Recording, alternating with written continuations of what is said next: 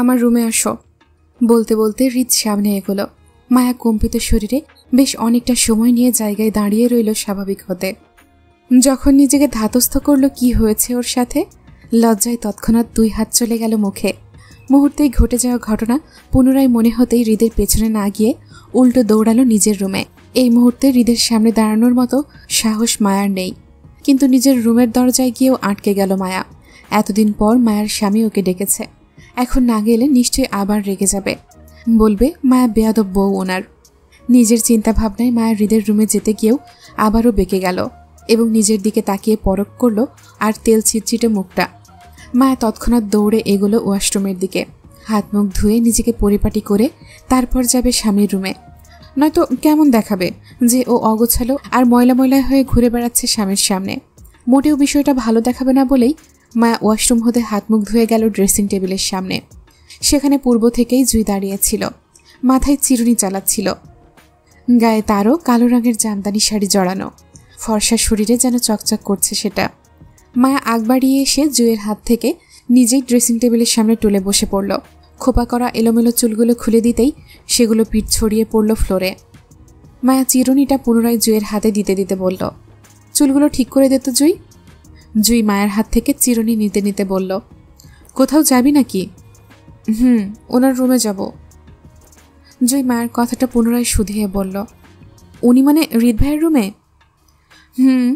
উনি ডেকেছেন যেতে। জুই আগ বাড়িয়ে আর কিছুই জিজ্ঞেস করল না মায়াকে, বরং সে নিজের অগোছালো চুল রেখে মায়ের চুলগুলো চিরুনি করে বেঁধে দিল গুছিয়ে। এর মাঝেই মায়া তাড়াহুড়োই অল্প স্বল্প সাজুগুজু করে নিল। নিজেকে পরিপাটি করেই পুনরায় দৌড় লাগালো হৃদের রুমে। জুই চিরুনি হাতেই মায়ের চলে যাওয়া উল্লাস পথের দিকে তাকিয়ে রইল। ভালোবাসা আসলেই সুন্দর যদি সঠিক মানুষের সাথে হয়, নয়তো একটা ভুল মানুষ জীবন ধ্বংস করার ক্ষমতা পর্যন্ত রাখে। আচ্ছা, জুই কি আয়নের জন্য ভুল মানুষ ছিল? জুইয়ের মন থেকে তৎক্ষণাৎ উত্তর আসলো, অবশ্যই জুই আয়নের জন্য একটা ভুল মানুষ ছিল। নয়তো সামান্য ভুল বোঝাবুঝি থেকে কিভাবে পারল জুই একটা সুন্দর সম্পর্ক শেষ করে দিতে? এটা কি প্রমাণ করে না জুই একটা ভুল মানুষ ছিল আয়নের জীবনে? আদৌ এখানে আয়নের কোনো দোষ ছিল? এই সম্পর্কের মাঝে জুই টেনেছিল আয়নকে, আবেগ ভালোবাসা সবকিছুই জুই আয়নের প্রতি দেখিয়েছিল। তাহলে জুই কিসের অপরাধে আয়নকে অবজ্ঞা করল? আসলে কি জুই রাদীপকে পছন্দ করত, নাকি ফোনের ওপাশে থাকা মানুষটাকে পছন্দ করত জুই, যে জুইয়ের সাথে সারাক্ষণ কথা বলতো, ওর খেয়াল রাখত, যত্ন করে ভালোবাসত, যার সাথে জুইয়ের মনের লেনদেন হয়েছিল, ভালো লাগা আবেগ পছন্দ অপছন্দ সবকিছু জড়িয়েছিল। আর সেই মানুষটাই তো আয়ন ছিল। তাহলে তাকেই কেন? জুই কোন অপরাধে তাকে দূরে সরালো? কিসের জন্য? চিরুনি হাতে নিয়ে জুই ধূপ করে বসলো টুলের ওপর। হাঁটুতে 2 হাত ঠেকিয়ে মুখ ঢেকে বসলো মাথা ঝুঁকে। তীব্র অপরাধ বোধে জুই শরীর কাঁপিয়ে ফুপিয়ে উঠল শব্দহীন কান্নায়। এর মাঝেই কেউ বেশ কয়েকবার নক করে রুমে ঢুকল, কিন্তু কন্দনরত জুই নিজের বেখেয়ালির কারণে সেটা ঠাহর করতে পারল না। কেউ একজন কক্ষে প্রবেশ করেই ভেতর থেকে দরজা আটকে দিল। পেছনে ঘুরে নিজের বুকের পাশের শার্টের বোতামে হাত দিয়েই থতমত খেয়ে বসল জুইয়ের উপস্থিতি দেখে। দরজার আওয়াজে সবেমাত্র জুই মাথা তুলে তাকিয়েছিল, মনে করেছিল মায়া পুনরায় রুমে এসেছে বুঝি। কিন্তু একই রুমে মায়ার জায়গায় আয়নকে দেখে থতমত খেয়ে বসল জুইও। মুহূর্তের মাঝেই জুই ধরফড়িয়ে উঠে দাঁড়ালো আয়নকে দেখে। 2 হাতে চোখের পানি মুছতে মুছতে পিঠ বেঁকিয়ে দাঁড়ালো তৎক্ষণাৎ। আয়ন তখনও জুইয়ের ক্রন্দনরত মুখের দিকে তাকিয়ে, আপনি কাঁদছেন কেন জুই? আয়নের অল্প কথাই যেন জুই আরও আবেগী হলো, ডুকরে কেঁদে উঠল তীব্র অপরাধ বোধে। জুইয়ের কান্নায় আয়ন ভেতর থেকে বিচলিত হলেও বাহির থেকে শক্ত দেখালো নিজেকে। আয়ন এই মুহূর্তে চলে যেতে গিয়েও পারল না জুইয়ের ফুপিয়ে কেঁদে ওঠা দেখে। কিন্তু বন্ধ দরজার ভেতরে 2জন প্রাপ্তবয়স্ক ছেলে মেয়ে থাকা দৃষ্টিকটু, এজন্য সে সামনে আগালো না। তবে আয়ন স্থিরও থাকতে পারল না, কারণ সে কখনো জুইকে কাঁদতে দেখেনি, এই প্রথম। অধৈর্যের আয়ন পুনরায় জুইকে প্রশ্ন করল, আপনি ঠিক আছেন জুই? কাঁদছেন কেন? কেউ কিছু বলেছে আপনাকে? রাদীফের সঙ্গে আপনার ঝামেলা হয়েছে? আমি কি কথা বলবো রাদি? আয়ন কথাগুলো বলতে বলতে 2-1 কদম এগোলো সবে। 2জনের মাঝে তারপরও কয়েক কদমের দূরত্ব ছিল, সেটা মুহূর্তেই শেষ করল জুই। আয়নের বাকি কথাগুলো শেষ করার আগেই জুই জাপটে জড়িয়ে ধরল আয়নকে। পরিস্থিতি এমন হবে আয়ন আশা করেনি। কেমন বোকার মতো শক্ত হয়ে দাঁড়িয়ে সে। জুইকে ভাঙা গলায় বলতে শোনা গেল, আমি ভুল করেছি ডাক্তার সাহেব, বিশাল বড় ভুল করেছি। প্লিজ আমাকে মাফ করে দিন। আমি আপনাকে রাদীপ ভাইয়া মনে করে কথা বললেও আমি সবসময় ফোনের ওপাশের মানুষটাকেই ভালোবেসেছিলাম, যেটা আপনি ছিলেন। আমার কখনো কারোর সাথে কোনো সম্পর্ক ছিল না। আমি আপনাকে কষ্ট দিয়েছি, প্লিজ আমাকে ক্ষমা করে দিন। তীব্র অপরাধবোধে আমি রোজ পড়ছি, প্লিজ আমাকে মাফ করে দিন, প্লিজ। তড়াক করে মস্তিষ্ক জ্বলে উঠল আয়নের। বন্ধ দরজার ভেতরে দুজন নারী পুরুষের আলিঙ্গন করা পাপ, তাছাড়া খানবাড়ি ভরপুর মেহমানে। যদি কেউ ওদের এই পরিস্থিতিতে দেখে ফেলে তাহলে দুজনের কলঙ্কের সীমা থাকবে না। আয়ন মুহূর্তের মাঝেই জুইকে টেনে নিজের থেকে দূরে সরালো। রাগে বলল, আপনি নিজের লিমিট ক্রস করে ফেলেছেন জুই। রাগে কথাগুলো বলেই আয়ন রুম ত্যাগ করল। জুইকে কিছু বলার সুযোগ না দিয়েই সে রুম থেকে বের হয়ে গেল দ্রুত। আয়নকে চলে যেতে দেখে জুই পুনরায় কেঁদে উঠল। ভাবল আয়ন হয়তো জুইকে কখনো ক্ষমা করতে পারবে না, অথচ আয়ন রুমে এসেছিল নিজের ট্রলি ব্যাগের জন্য। চট্টগ্রামে এই খানবাড়িতে আসলে এই রুমেই সে অবস্থান করে। কাল রাতে মায়া আর জুইকে আয়নের রুমটা দেওয়াতে আয়ন আর এই রুমে আসেনি, রাদিফের সঙ্গেই ছিল। কিন্তু নিজের ট্রলি ব্যাগটা এই রুমে থেকে যাওয়ার কারণে সেটা নিতে এসেছিল এখন। আয়ন প্রথমে মনে করেছিল রুমে হয়তো কেউ না কেউ থাকবে, কাউকে বললে রুম থেকে ট্রলিটা বের করে দেবে। কিন্তু আয়নের পরপর কয়েকবার নক করার পরেও যখন রুমের ভেতর থেকে শব্দ আসছিল না, তখন আয়ন মনে করেছিল রুমে হয়তো কেউ নেই, সবাই নিচে। সেজন্য ভেবেছিল যখন এসেছে তখন না হয় একেবারে গোসল করে রেডি হয়ে বেরিয়ে যাবে। আর এজন্য আয়ন রুমে ঢুকেই প্রথমে দরজা আটকে দিয়েছিল খালি রুম ভেবে। কিন্তু রুমে হঠাৎ জুইয়ের উপস্থিতি দেখে সে থতমত খেয়ে বসল। আয়ন চেয়েছিল বেরিয়ে যাবে তৎক্ষণাৎ, কিন্তু জুইকে কান্না করতে দেখে না চাইতেও দাঁড়াতে হয় আয়নকে। মন বিচলিত হয়ে ওঠে জুই কেন কান্না করছে সেটা জানতে, কিন্তু জুইয়ের হঠাৎ জড়িয়ে ধরাটা সম্পূর্ণ অনাকাঙ্ক্ষিত। এমন কিছু হবে আয়ন স্বপ্নেও ভাবেনি। মন খচখচে আয়ন বেরিয়ে যেতেই জুইয়ের গাল বেয়ে অশ্রু গড়ালো ভেতরকার তোলপাড়ে। অন্যদিকে দরজা খোলা থাকায় মায়া নক না করেই ঢুকল হৃদের রুমে। স্বামীর কক্ষে প্রবেশ করতে অবশ্যই কারো অনুমতির প্রয়োজন নেই মায়ার সেই অধিকার আছে। উৎফুল্লর মায়া হাসি মুখে ভেতরে প্রবেশ করতেই থতমত খেয়ে বসল হৃদ শশীকে একত্রে দাঁড়িয়ে থাকতে দেখে। হঠাৎ রুমে মায়ার উপস্থিতি পেয়ে হৃদ শশী দুজনেই পেছনে তাকালো। হৃদের হাতে তখনও শশীর দেয়া লেবু পানির গ্লাসটা, যেটা সে পান করছিল। মায়াকে দরজায় দাঁড়িয়ে থাকতে দেখে হৃদকে আগের ন্যায় স্বাভাবিকই দেখালো, কিন্তু শশী মায়ের নক না করে হৃদের রুমে প্রবেশ করাটা ভালো চোখে দেখল না। কিন্তু তারপরও সে হৃদের সামনে মায়াকে কিছু না বলে বরং মায়ের উপস্থিতির কারণটা জানতে চেয়ে বলল, তুমি এখানে কিছু বলবে মায়া? শশীর প্রশ্নে মায়ের চোখে পানি দেখা গেল। হৃদকে স্বাভাবিক দেখে মায়ের কষ্টটা আরও বাড়ল, কিন্তু রাগে জিদ্দি মায়া সেখানে দাঁড়িয়ে রইল। হৃদ শশী দুজনকে একত্রে দাঁড়িয়ে স্বাভাবিক আচরণ করতে দেখে মায়ের মনে হলো সত্যি শশীর সাথে হৃদের কোনো পূর্ব সম্পর্ক ছিল, বা এখনও আছে। মায়ার হাসি মুখখানা মুহূর্তেই নুইয়ে গেল তীব্র জেদে, চোখের কোণে জমল জল।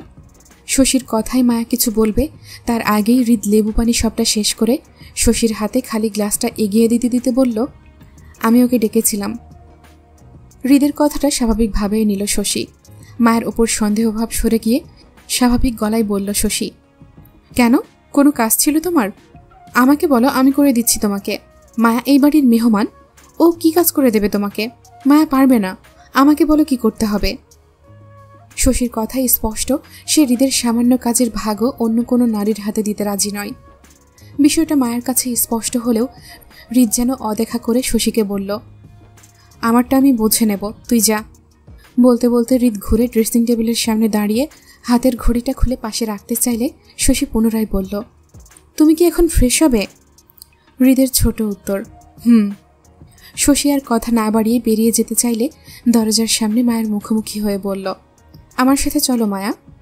শশীর কথাই স্পষ্ট জানান দিচ্ছে সে মায়াকে একা হৃদের রুমে রেখে যেতে চায় না। শশীকে বাধা দিয়ে হৃদ মিরর দিয়েই মায়ের নত মস্তিষ্কের দিকে তাকিয়ে শশীকে বলল, তুই যা শশী, ও থাক। শশী পেছনে ঘুরে সন্দিহান গলায় বলল, তুমি তো ফ্রেশ হবে, তাহলে মায়া কেন থাকবে এখানে? শশীকে এত জেরা করতে দেখে রেগে যায় হৃদ। তার মোটেও পছন্দ নয় কাউকে কৈফিয়ত দেওয়া। আমি বলেছি তাই থাকবে, তোর সমস্যা?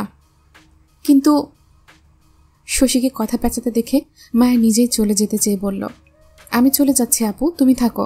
এখন মায়াকে অবাধ্য হতে দেখে হৃদ তড়াক করে রেগে ওঠে। মায়াকে চলে যেতে দেখে মিরর দিয়ে দাঁতে দাঁত পিষে মায়াকে ডেকে বলল, হৃদ, ডোন্ট গো, স্টে হেয়ার। মায়া দাঁড়ালো না। হৃদকে এক প্রকার অমান্য করেই জেদ দেখিয়ে বেরিয়ে গেল রুম থেকে। মায়ের পেছন পেছন শশীও বেরিয়ে গেল। হৃদ মায়াকে বেরিয়ে যেতে দেখেই রাগে দাঁতে দাঁত পিষল। মেজাজ হারিয়ে তৎক্ষণাৎ ড্রেসিং টেবিলের সবকিছু ছুঁড়ে ফেলল ফ্লোরে। রাগে তীর তীর করে এগোলো ওয়াশরুমের দিকে।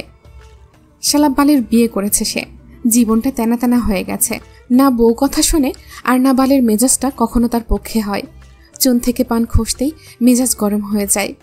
হৃদ ওয়াশরুমে ঢুকে সজোরে দরজা লাগাতেই তার শব্দ বাহির পর্যন্ত মায়া শশীর কানে যায়।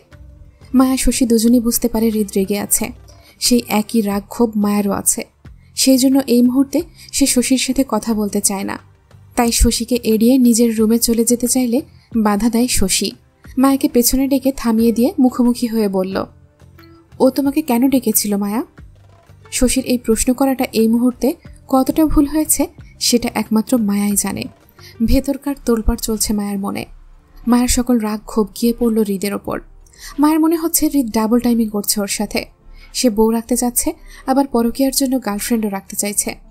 নয়তো কেন হৃদের বউ থাকা সত্ত্বেও হৃদের আশেপাশে শশীকে ভিড়তে দেবে?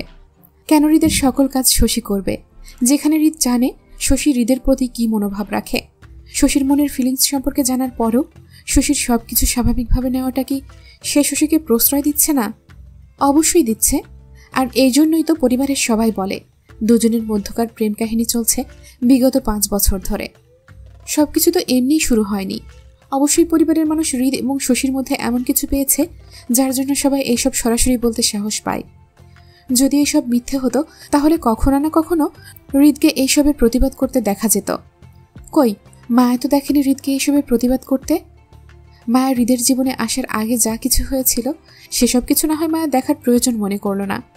কিন্তু মায়া হৃদের জীবনে উপস্থিত থাকার পরও কেন প্রেমিকার এত বাড়াবাড়ি তদারকি থাকবে হৃদের জীবনে? এটা কি আদৌ মায়া মেনে নেবে? অবশ্যই না। পরিবারের সবাই এমনি এমনি শশীর সঙ্গে হৃদের বিয়ের কথা বলছে না। এখানে অবশ্যই কারণ আছে বলেই বলছে। শশীর সঙ্গে হৃদের বিয়ের কথা পরিবারে চলছে, আর সেটা হৃদ জানে না এমনটা তো নয়। বাতাসের গতিতে সকল খবর হৃদের কানে পৌঁছায়। তাহলে এই খবরটাও নিশ্চয়ই গিয়েছে। কই, এই জন্য তো হৃদ কোনো স্টেপ নেয় না, বরং চুপ করে বিষয়টা আরও বড় করছে। দিন দিন শশীকে প্রশ্রয় দিচ্ছে হৃদের জীবনে ইন্টারফেয়ার করার জন্য। মায়া জীবনে সবকিছু মেনে নেবে, কিন্তু কখনো নারী সংক্রান্ত স্বামী পরকীয়া মেনে নেবে না। মায়া ভালোবাসার কাঙাল হতে পারে, তাই বলে চোখ বন্ধ করে কোনো নষ্টমী সহ্য করবে না সে।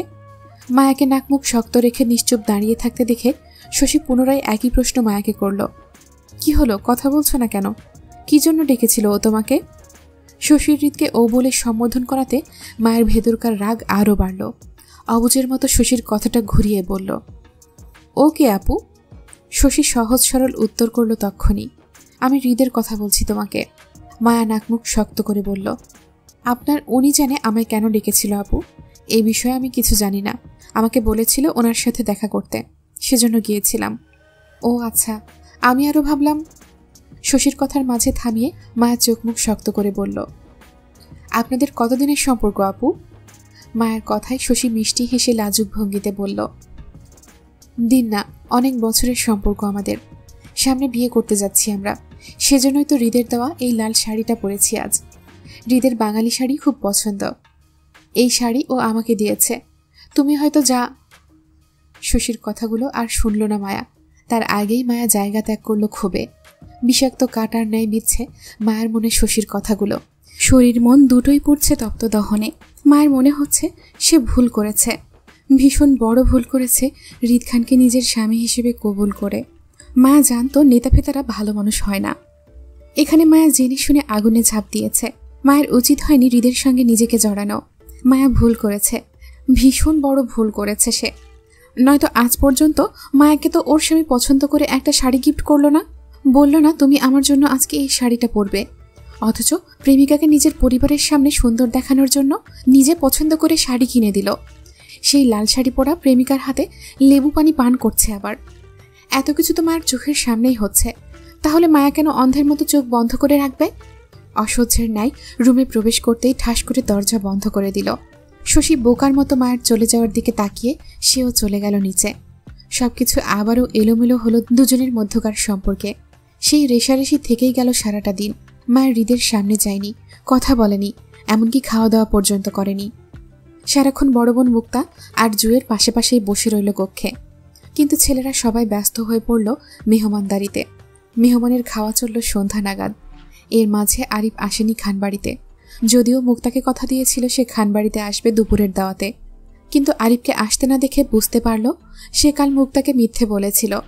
খানবাড়ির ছোট বড় ছেলে পেলে কর্মচারী পর্যন্ত সবার খাওয়া শেষ হলেও মায়া কিছুই মুখে দিল না। অথচ মায়ের জন্য রাদীপ নিজে 2 বার খাবার নিয়ে এসেছিল ব্যস্ততার মাঝেও। বলা যায় খাবারগুলো হৃদ পাঠিয়েছিল মায়ের জন্য, কিন্তু মায়া শরীর খারাপের বাহানায় প্রতিবার হৃদের দেওয়া খাবারগুলো ফিরিয়ে দিলে তার খবর হৃদের কান অবধি পৌঁছায়। ব্যস্ততার মাঝে হৃদ সবার সামনে উঠে আসতে পারছে না বলে রাগের দাঁতে দাঁত পিষে সারাটা দিন পার করলেও রাত 8টার দিকে সকল ব্যস্ততা ঠেলে হৃদ রাদীপকে দিয়ে মায়াকে খবর পাঠালো রুমে আসতে। পরপর 2 বার মায়াকে সংবাদ পাঠালেও মায়া হৃদের সঙ্গে দেখা করতে গেল না কক্ষে। হৃদের ক্ষোভ তখন প্রকাশ্যে। চোখ মুখ শক্ত করে 2 হাত মুঠোয় চাপল। রাদীপ তখন মায়ের পক্ষ নিয়ে অনুনয় করে হৃদকে বলল, ভাই, ভাবি আসলেই অনেক অসুস্থ, আমি দেখেছি ভাবিকে রুমে শুয়ে থাকতে। হৃদ রাগের তোপে রাদীপকে কিছু না বলে কক্ষ হতে বের হয়ে যায়। তখনই কোথায় গেছে কারো জানা নেই। আসিফকেও সঙ্গে নেয়নি। শোনা গেল সারাটা দিন নাকি হৃদও না খাওয়া ছিল, কিছুই খায়নি। সেটা নিয়ে কত চিন্তিত শশী। মায়া হৃদের চলে যাওয়ার কথাটা শুনলেও চুপ থাকল, কিন্তু যখন শুনল হৃদও কিছু খায়নি তখন ভেতর ভেতর খারাপ লাগতে শুরু করলো অপরাধ বোধে। হৃদ না খেয়ে থাকলে সুগার ফল হয় তার। মায়ের হয়তো উচিত হয়নি হৃদের সঙ্গে রেগে খাবারগুলো ওইভাবে ফিরিয়ে দেওয়া, কিন্তু তার পর মুহূর্তে শশীকে হৃদের জন্য বিচলিত হতে দেখে মায়ের ভেতরে হৃদকে নিয়ে হওয়া অনুশোচনাগুলো মুহূর্তেই পরিবর্তিত হয়ে রাগ জমল। হৃদের চিন্তা করতে তার সুন্দরী প্রেমিকা তো আছেই, তাহলে মায়া কেন অযথা চিন্তা করতে যাবে তার? মায়া শশীর সামনে বসে না থেকে আস্তে করে উঠে গেল। এইসব নাটক দেখতে তার ভালো লাগছে না। নিচে থেকে উপরে উঠতে উঠতে মায়া আশেপাশে তাকালো। আপাতত কেউ নেই চারপাশে, কারণ খানবাড়ির সকল কাজিনরা মিলে বাড়ির ছাদে আড্ডা দিচ্ছে সন্ধ্যা থেকেই। যদিও মায়াকে বেশ কয়েকবার রাদীপ ও সেজুতি মিলে বলেছিল ওদের সাথে সেখানে বসে আড্ডা দিতে, কিন্তু মায়া যায়নি। জেদ ধরে নিচে মুক্তার পাশে বসেছিল। কিন্তু এখন মনে হচ্ছে মায়া আরও কিছুক্ষণ নিচে বসে থাকলে হয়তো নিজেকে কন্ট্রোল করতে পারবে না, হয়তো রাগের তোপে কান্না করে বসবে সবার সামনে। তখন বিষয়টা খুবই বাজে দেখাবে। বলতে গেলে মায়া নিজের ইমোশন লুকাতে নিচে থেকে ছাদে চলে এসেছে। তাছাড়া জুয়ে বেশ ঘণ্টাখানিক হলো ছাদে সবার সাথে আড্ডা দিচ্ছে। মায়া ছাদে পা রাখতেই সে ভীষণ চমকালো।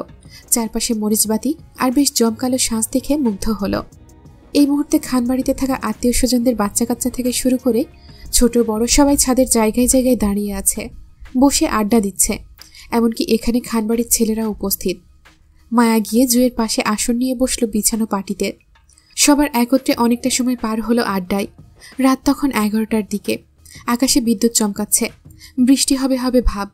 ছোট বাচ্চা কাচ্চারা অনেকেই আগেই দৌড়ে নিচে চলে গেছে। বাকি সেজুতিরা বসে আছে এক কোণে। ছাদের অন্য পাশে ছেলেরা হইচই করছে। তখন কোথায় থেকে রাদীপ দৌড়ে আসলো ছাদে। মায়াদের ঠেঙিয়ে এগিয়ে গেল ছাদের অন্য পাশে ছেলেদের উদ্দেশ্যে। সবাইকে নিচে নেমে যেতে বললে একে একে সকল ছেলেরা নিচে নেমে গেল মুহূর্তেই। বাকি রইল সেজুতির দলের মেয়েরা, যেখানে মায়াজুইকে নিয়ে আরও বেশ কিছু মেয়েরা বসে আড্ডা দিচ্ছিল একত্রে। রাদীপ এগিয়ে এসে সেজুতিকে বলল, সেজু, তোদের জন্য আইসক্রিম চিপস এনেছি, যা তো সেগুলো নিয়ে আয় ছাদে, সবাই একত্রে বসে খাবো। আচ্ছা ভাই। রাদীপের কথায় সেজুতি মুহূর্তেই লাফিয়ে উঠে দাঁড়ালো নিচে যেতে। তখনই রাদীপ সেজুতিকে আবার থামিয়ে দিয়ে বলল, আরে তুই একা এতগুলো আনতে পারবি না সেজু, তুই বরং তোর সাথে সবগুলো সহপাঠীদের নিয়ে যা, তাহলে আনতে সুবিধা হবে। রাদীপের কথায় সেজুতির সাথে থাকা বাকি মেয়েগুলোও একত্রে উঠে দাঁড়ালো সাহায্য করবে বলে। সবাই ছাদের দরজার দিকে যেতেই জুয়ে সবার পেছন পেছন উঠে দাঁড়াতে দাঁড়াতে বলল, তাহলে আমিও যাই সেজুতি আপুদের সাথে। অবশ্যই বিয়ান, আপনি গেলে আমিও যাব আপনার সাথে। আমার আবার আপনাকে ছাড়া একা একা ভালো লাগে না, চলেন নিচে যাই। রাদীপ মজার ছলে কথাগুলো বলেই উঠে দাঁড়ালো। জুই ইতস্তত বোধ করে রাদীপকে কিছু না বলে সেজুতিদের পেছন পেছন হাঁটল। পুরো ছাদ খালি করে সবাইকে চলে যেতে দেখে মায়া খানিকটা ভয়ভীত হলো। মায়াকে রাদীপের সঙ্গে উঠে যেতে দেখে রাদীপ মায়াকে থামিয়ে বলল, ভাবি, আপনাকে উঠতে হবে না, আপনি এখানেই বসুন। আমাদের জন্য 5 মিনিট অপেক্ষা করুন, আমরা 10 মিনিটের ভেতরে আসছি, কেমন? মায়া ভয়ভীত মুখে জায়গায় বসে রইল। দেখতে দেখতে সবাই চলে গেল, পুরো ছাদ খালি করে। মায়া অন্ধকারের মধ্যে আশেপাশে তাকিয়ে ভয় পেল। বৃষ্টি হওয়ার পূর্বে বাতাসের তোপ বাড়তে দেখে মায়া উঠে দাঁড়ালো। বসে থাকা পাটিটা উঠিয়ে একপাশে রাখল। বৃষ্টি হতে পারে যে কোনো সময়। মায়া চলে যাবে কিনা বুঝতে পারছে না। যদিও সবাই কিছুক্ষণ বাদে আসে, তাহলেও বেশিক্ষণ বসতে পারবে না, যে কোনো সময় বৃষ্টি হবে বলে। মায়া চারপাশের ঠান্ডা বাতাস অনুভব করে শাড়ির আঁচলটা টেনে গায়ে জড়ালো। সবাই বলেছিল মায়াকে শাড়িটা চেঞ্জ করতে, কিন্তু কেন জানি মায়া করতে পারল না। হয়তো এখন নিচে নেমে চেঞ্জ করে নেবে। দীর্ঘশ্বাসে মায়া গিয়ে দাঁড়ালো রেলিং ধরে। শরীর ঝুঁকে নিচে তাকাতেই দেখল খানবাড়ির পাহারাদার, বেশ কিছু বডিগার্ড আর কর্মচারীদের যাতায়াত ছাড়া তেমন কিছুই চোখে পড়ল না। হয়তো বৃষ্টি হবে বলে সবাই বাড়ির ভেতরে চলে গেছে। মায়া মনে মনে হৃদের খোঁজ করল। আচ্ছা, লোকটা কি বাসায় ফিরেছে, নাকি এই বৃষ্টির মধ্যে বাইরে ঘুরছে কোথাও?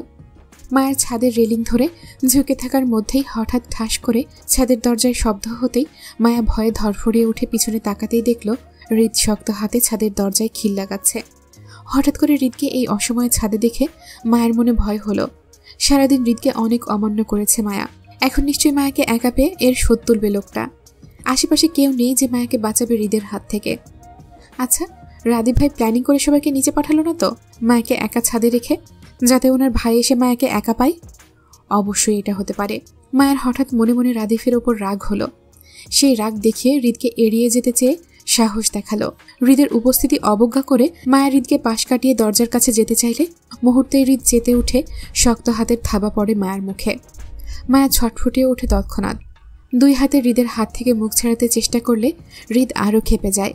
রাগে রিরি করে বলে ওঠে, ইগনোর করছিস কেন? কি সমস্যা? চোখে পড়ে না আমায়? ডাকলে আসিস না কেন? শরীরের তেজ বাড়ছে? হ্যাঁ? হৃদের শক্ত হাতের থাবায় মায়ের দাঁতের মাড়ি ভেঙে যাওয়ার উপক্রম হলো। ঠোঁট উঁচিয়ে ওপরে উঠে আসলো গোল হয়ে। কোনো রকমে মায়া বলল, আমি কেন আসবো? আপনার শশী আছে না, তাকে গিয়ে ডাকেন। আমার কাছে কি? ছাড়ুন আমাকে, ব্যথা পাচ্ছি।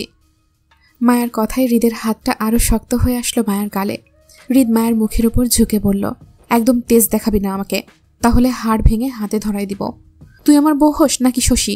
আমি শশীকে কেন ডাকবো বল? মায়া সেইভাবেই হৃদের হাতটা ছাড়াতে চেয়ে বলল, তাহলে শশী আপু কেন আপনার উপর এত অধিকার দেখায়? কিসের সম্পর্ক আপনার আর শশী আপুর মধ্যে? পরিবারের সবাই বলে আপনাদের বিয়ে ঠিক, 5 বছরের সম্পর্ক আপনাদের মাঝে। সামনে নাকি বিয়ে হবে। শশী আপু আপনার জন্য লেবু পানি কেন সবসময় এনে দেয়, আর সেটা আপনি কেন সাদরে গ্রহণ করে পান করেন? শশী আপু না হয় জানে না আপনি বিবাহিত পুরুষ, কিন্তু আপনি তো জানেন আপনি বিবাহিত, আপনার বউ আছে। তাহলে আপনি কেন শশী আপুকে অ্যালাউ করছেন আপনার উপর অধিকার খাটানোর জন্য? আর আমি বউ হয়ে কেন সেটা মেনে নেব বলেন? আমি মানব না কোনো কিছু। আপনি প্রেমিকা রাখতে পারবেন, আর আমি একটু কথার অমান্য করলেই সমস্যা হয়ে যায় আপনার। আমি মানব না কোনো কিছু। হয় শশী আপু আপনার লাইফে থাকবে, নয়তো আমি। তারপরেও এইসব কিছু আমি মেনে নেব না। সারাদিনের মায়ের রেগে থাকার কারণটা হৃদ আগেই বুঝতে পেরেছিল, কিন্তু মায়া হৃদকে সুযোগই দিচ্ছিল না কিছু বলার। আর ব্যস্ততার জন্য হৃদেরও সময় হয়ে ওঠেনি। এখন রাদীপকে দিয়ে সবাইকে নিচে পাঠিয়ে বউকে একা পেতে হলো। হৃদের হাতটা মায়ের গালে নরম হয়ে আসতেই মায়া নিজেকে হৃদ থেকে ছাড়িয়ে নিতে চাইলে হৃদ বলে, শশী মেন্টাল পেশেন্ট বউ, ওর সাথে রাব বিহেভ করা নিষেধ। হৃদের কথায় মুহূর্তেই চুপ করে যায়। শশীকে দেখলে কেউ বলবে না সে মেন্টাল পেশেন্ট, কিন্তু শশী মেন্টাল পেশেন্ট হলেও হৃদ তো আর মেন্টাল নয়। সে যদি এখন শশীকে শশীর কাজে বাধা না দেয়, তাহলে ভবিষ্যতে যদি শশী নিজের অসুস্থতার দোহাই দিয়ে হৃদকে বিয়ে করতে চায়, তাহলে কি হৃদ বিয়ে করে নেবে? অসুস্থতার দোহাই দিয়ে তো মানুষ অনেক কিছুই করায়। তাহলে হৃদ কেন এই বিষয়টাতে শশীকে বাধা না দিয়ে বরং প্রশ্রয় দিচ্ছে? মায়া হৃদের কথায় রেগে গিয়ে হৃদকে ধাক্কা দিয়ে নিজের থেকে দূরে সরিয়ে চলে যেতে চেয়ে বলল, তাহলে যান আপনার পাগল প্রেমিকার কাছে, সে ভালো আদর যত্ন করতে পারবে আপনার। আমার কাছে কি? জান তো আপনি। হৃদ রেগে চিবিয়ে বলল, হৃদ এবার কিন্তু বেশি বাড়াবাড়ি হচ্ছে। হলে হোক, তারপরেও আমি মানব না কোনো কিছু। শশী আপু কেন বারবার বলে সে আপনার প্রেমিকা হয়, সেটা আগে বোঝান আমাকে। হৃদ পুনরায় মায়ের বাহু চেপে মায়াকে কাছে টেনে বলল, আরে বাবা কি জ্বালা, বলছি না শশী আমার কিছু হয় না। তুমি আমার বউ, শশী নয়। মায়া হৃদের সঙ্গে মোচড়ামুচড়ি করে জেদ্দি গলায় বলল, 100 বার বউ বললেও আজ আমি মানব না, যান। হৃদ রাগে আগের ন্যায় মায়ের গাল চেপে নিজের মুখোমুখি করে বলল, যা, তোর মানতে হবে না, তুই তেড়ামি কর, আমার যা করার আমি তাই করব, আয়। হৃদ মায়ার বাহু টেনে নিজের সাথে নিয়ে যেতে চাইলে জেদ্দি মায়া নিজেকে ছাড়াতে চেয়ে মুচড়ামুচড়ি করে বলল, যাব না আমি, ছাড়েন। আপনি শশী আপুকে শাড়ি কিনে দিয়েছেন না? যান আপনার সুন্দরী প্রেমিকার কাছে, সে আপনাকে মজার মজার শরবত বানিয়ে খাওয়াবে। আমার কাছে কি, ছাড়েন আমাকে। বলতে বলতেই মায়া হৃদের হাতে কামড়ে ধরে নিজেকে ছাড়ানোর জন্য। মায়ের দোপাটি দাঁতের মাড়িতে পিষে হৃদের হাতের চামড়া কেটে যেতেই হৃদ ঝটকা মেরে নিজের হাত ছাড়ালো মায়ের থেকে। উফ, কামড়াচ্ছিস কেন? কিসের শাড়ি কিনে দিয়েছি? কাকে দিয়েছি? আপনি শশী আপুকে লাল শাড়ি কিনে দেননি? সাধু সাজছেন? বাল, আমি কাউকে কিছু দিই? উফ হৃদ। হৃদ দাঁতে দাঁত চেপে চেঁচালো। ততক্ষণে মায়া হৃদকে বলার সুযোগ না দিয়ে পুনরায় হৃদের হাত টেনে একই জায়গায় কামড় বসালো। পরপর একই জায়গায় আঘাত পাওয়াতে হৃদ অসহ্যের নাই মায়ের মাথা চেপে নিজের হাত ছাড়াতে চাইলে মায়া আবারও হৃদের হাত টেনে একই জায়গায় কামড় বসালো। এতে হৃদ অসহ্যের নাই চেঁচালো, উফ হৃদ। মায়ের পরপর কামড়ে হৃদ সত্যি সত্যিই ব্যথা পেল। চোখ মুখ লাল হয়ে উঠল ব্যথার দরুন। মস্তিষ্ক দপদপ করছে রাগে। কখন না জানি রাগের তোপে মায়াকে আঘাত করে বসে সে। কিন্তু জিদ্দি মায়া তখনও হৃদের হাত কামড়েই দাঁড়িয়ে। হৃদ দাঁতে দাঁত চেপে প্রথমে মায়ের মাথা ধরে আবারও নিজেকে ছাড়াতে চাইলে তাতেও ব্যর্থ হয়। এতে মায়ের দাঁত আরও জোরালোভাবে চেপে গেল হৃদের হাতে। দাঁতে দাঁত চেপে অসহ্য ব্যথা সহ্য করতে চাইল হৃদ। মায়ের থেকে নিজেকে ছাড়াতে চেয়ে হৃদও একই কাজ করল মায়ের সাথে। সুযোগ পেয়ে সেও মায়ের খালি কাঁধে ঝুঁকে পড়ল মুহূর্তেই। শক্তপোক্ত পুরুষালী দাঁত নরম চামড়ায় বসে যেতেই চমকে ওঠার মতো তৎক্ষণাৎ মায়ের হৃদের হাত ছেড়ে দিয়ে পিছিয়ে গেল ব্যথিত জায়গায় হাত ঘষতে ঘষতে। মূলত মায়ের হৃদের হাত ছেড়ে দিতেই হৃদও মায়াকে ছেড়ে দেয় সেইখানে। ততক্ষণে হৃদ সবেমাত্র সোজা হয়ে দাঁড়াতে চাইল, কিন্তু তার আগেই মায়া হামলে পড়ল আবারও হৃদের ওপর। দুই হাতে হৃদের বুকে নখ দাবিয়ে আঁচড় কাটতে চাইলে হৃদের শক্ত হাতে দুই হাত বাঁধল মায়ের পেছনে। অপর হাতে মায়ের গাল চেপে নিজের সাথে আটকিয়ে রাগে তীর তীর মেজাজে বলল, কি সমস্যা তোর? কামড়াকামড়ি করছিস কেন? ব্যথা পাচ্ছি না? বেয়াদব হয়েছিস? মায়া জোরাজুরি করে জেদ্দি গলায় বলল, হ্যাঁ হয়েছি বেয়াদব, দরকার হলে আরও হব। কি করবেন আপনি? আপনার তো আমার সাথে কিছু করা লাগে না, সব করতে পারেন শশী আপুর সাথে। এজন্য আমাকে দূরে দূরে রাখেন, রাগারাগি করেন, ফোন দেন না, খোঁজ নেন না, একটুও ভালোবাসেন না, নিজের সাথে রাখতে চান না। অথচ শশী আপুকে লাল শাড়ি কিনে দেন, ওনার হাতের শরবত খান, সেজন্য আপনার বইয়ের দরকার পড়ে না। সুন্দরী গার্লফ্রেন্ড আশেপাশে থাকলে বইয়ের দরকার কেন পড়বে আপনার? যান আপনি আপনার সুন্দরী প্রেমিকার কাছে যান। আপনাদের তো সামনে বিয়ে, তাই না? আমি আর আসবো না আপনার কাছে। আসলে আমারই ভুল হয়েছে আপনাকে খুঁজে বের করাটা। বউ ছাড়া আপনি ভালোই থাকেন, আমি শুধু আপনার পেছনে পড়ে থাকি বেহায়ার মতো স্বামী স্বামী করে। আজকের পর আর থাকবো না আপনার পেছনে, যান আপনি। দীর্ঘ অভিমানের কথাগুলো বলতে বলতে মায়া অতি কষ্টে ফুপিয়ে কেঁদে উঠল। তক্ষণই কান্নার দরুন লাস্টের কথাগুলো আটকে আসছিল নাকে। মায়ের কথার দরুন হৃদের মেজাজ আরও খারাপ হলো শশীকে নিয়ে হৃদকে জড়াতে। মূলত হৃদের ধারণাতেও ছিল না তার বউ শশীকে নিয়ে এতটা ইনসিকিউর ফিল করবে বা এতটা হাইপার হয়ে যাবে। শশীর সাথে হৃদের কখনোই কিছু ছিল না, আর না হবে। দুই পরিবার চাইতো হৃদের সাথে শশীর বিয়েটা হোক। এতে হৃদের তখন কোনো অমত ছিল না। তবে হৃদের সাথে শশীর কোনো প্রেমজনিত সম্পর্কও ছিল না। দুই পরিবার চাইতো বলে হৃদ হ্যাঁ বা না কিছুই বলেনি, শুধু চুপ থাকতো এই ব্যাপারে। সেজন্য দুই পরিবার একটা সময় হৃদের চুপ থাকাটাকে সম্মতি ধরে নেয়, ব্যাস এতটুকুই। তখন শশীকে না করার মতো হৃদের লাইফে কেউ ছিল না, আবার সম্মতি দেওয়ার মতো এতটাও পছন্দ শশীকে ছিল না তার। সেজন্য হৃদ এই ব্যাপারে চুপ থাকত। তাছাড়া হৃদের বয়সই বা কত ছিল তখন? 24, বর্তমানে 30। শশীর কত হবে? 19 কিংবা 20 হবে হয়তো। শশীর বয়স অল্প হওয়াতে দুই পরিবার বিয়েতে সময় নিয়েছিল, আর তাতে হৃদ নারাজ হয়ে বিয়েটা করছে না এমনটাই সবাই মনে করে। হৃদ জানত শশী ওর ক্লাসমেটের সাথে সম্পর্কে জড়িয়ে পড়েছিল নতুন নতুন। যেখানে হৃদের ব্যবহৃত টিস্যুতেও কারো সামান্য টাচ পছন্দ করে না, সেখানে শশীর লাইফে অন্য ছেলের উপস্থিতি ছিল হৃদের এই বিয়েতে নিষেধ করার প্রথম কারণ। যেহেতু শশী হৃদের বিশেষ কেউ পছন্দের ছিল না, সেজন্য হৃদ কখনো চেষ্টা বা আগ্রহ দেখায়নি শশীকে অন্য ছেলের থেকে ছিনিয়ে নিজের কাছে আনার জন্য। বরং হৃদ স্বেচ্ছায় পিছিয়ে যায় এই সম্পর্ক থেকে এবং সরাসরি পরিবারকে জানায় সে শশীকে বিয়ে করবে না। কিন্তু সেটা অনেক আগের ঘটনা, বলতে গেলে আজ থেকে 5 বছর পূর্বের ঘটনা। হ্যাঁ, হৃদ শশীকে প্রায় বলতে শুনেছে হৃদের সাথে নাকি ওর প্রেমজনিত সম্পর্ক আছে, কিন্তু সেটা নিয়ে হৃদ এতদিন কোনো প্রতিক্রিয়া দেখানোর প্রয়োজন মনে করেনি, কারণ সেটা তার জীবনে কোনো বিশেষ ইফেক্ট করছে না তাই। কিন্তু হুট করে আজ তার বিবাহিত জীবনে ইফেক্ট পড়ায় সে মোটেও ভালোভাবে নিচ্ছে না। এমন না যে শশীর সাথে হৃদের রোজ দেখা সাক্ষাৎ হয়, কয়েক মাস পর পর বা খানবাড়িতে বিশেষ কোনো পারিবারিক ফাংশনগুলোতেই সবার মতো শশীর সাথেও হৃদের দেখা হয়। এছাড়া তাদের দেখা হয় না তেমন, কারণ হৃদের নিজের বাড়িতে শশীর আসা যাওয়া পূর্ব থেকেই নিষেধ, আর সেটা খানবাড়ির সবাই জানে। এখন এর মধ্যে যদি শশী হৃদকে 2-1 লেবু পানি খাওয়ায়, তাহলে সেটার জন্য যে কাউকে বিয়ে করতে হয় তা জানা ছিল না হৃদের। শশীর হাতে কতটা লেবু পানি খেয়েছে তা হৃদের জানা নেই, কিন্তু তার জন্য দরকার হলে হৃদ শশীর মুখে লেবু পানির ফ্যাক্টরি খুলে দিবে শোধবোধ করার জন্য। তারপরেও বউ ছাড়া অন্য নারীর দিকে তাকানো ইম্পসিবল। বিয়ে তো দূরের প্রশ্ন। শশী পাগল না ছাগল হয়ে গেলেও হৃদ সেটা দেখতে যাবে না। কিন্তু বোকা বউটাকে কে বোঝাবে এটা? হৃদ মোটেও তার বউয়ের ওপরে কাউকে রাখে না, আর না রাখবে। প্রথম ভালো লাগা ভালোবাসার জায়গাটা বলতে গেলে তার বউ। সেখানে বউয়ের বাইরে শশী কেন আসবে? তার কি ক্যারেক্টারের সমস্যা আছে নাকি? সম্পর্কে তৃতীয় ব্যক্তি কখনোই হৃদের পছন্দ না। সেখানে তার বউ এত কিছু মনে চেপে এতদিন হৃদকে সন্দেহ করেছিল। হৃদের বউয়ের অধিকার নিয়ে আরও আগে আসলো না কেন এই বিষয়ে হৃদের সাথে ডিসকাশন করতে? অতি মেজাজেও হৃদ নিজেকে শান্ত করতে ঠোঁট গোল করে তপ্ত শ্বাস ফেলল। মায়া তখনও মাথা ঝুঁকে ফুপিয়ে কাঁদছে হৃদের বাহুতে আটকে। হৃদ নরম হাতে মায়ের থুতনি ধরে মুখটা উপরে তুলে পড়ল। শশীর সাথে আমার কিচ্ছু নেই জান। মায়া ফুপিয়ে কেঁদে উঠে বলে, মিথ্যে বলছেন আপনি।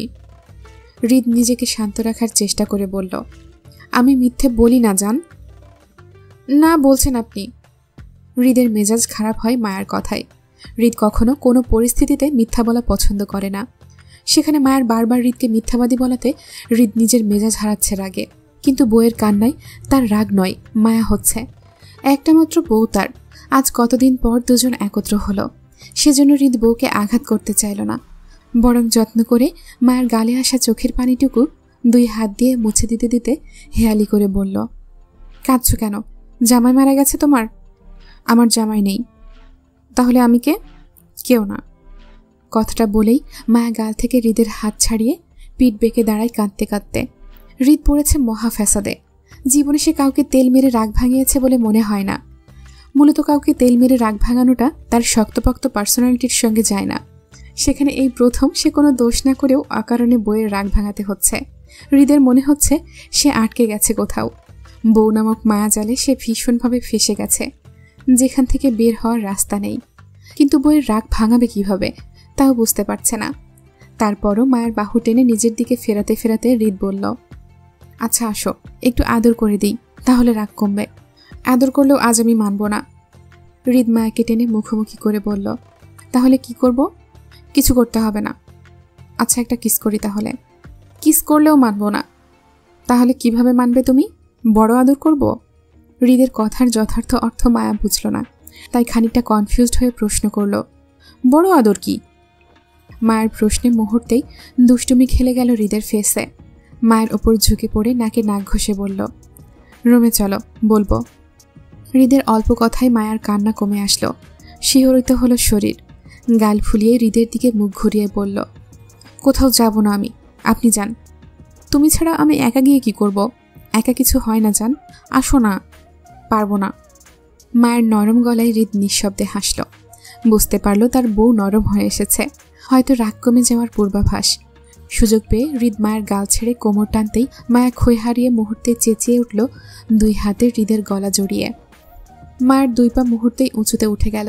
হৃদ মায়ের গালে নাক চেপে দিতেই মায়া শরীর ছেড়ে দিল হৃদের হাতে। হৃদ 2 হাতে মায়ের শরীরের ভর বজায় রেখে আরও ঘনিষ্ঠ হলো।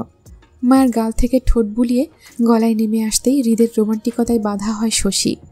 শক্তি প্রয়োগ করে ছাদের দরজাতে শব্দ করতেই দুজনের মনোযোগ ভাঙে।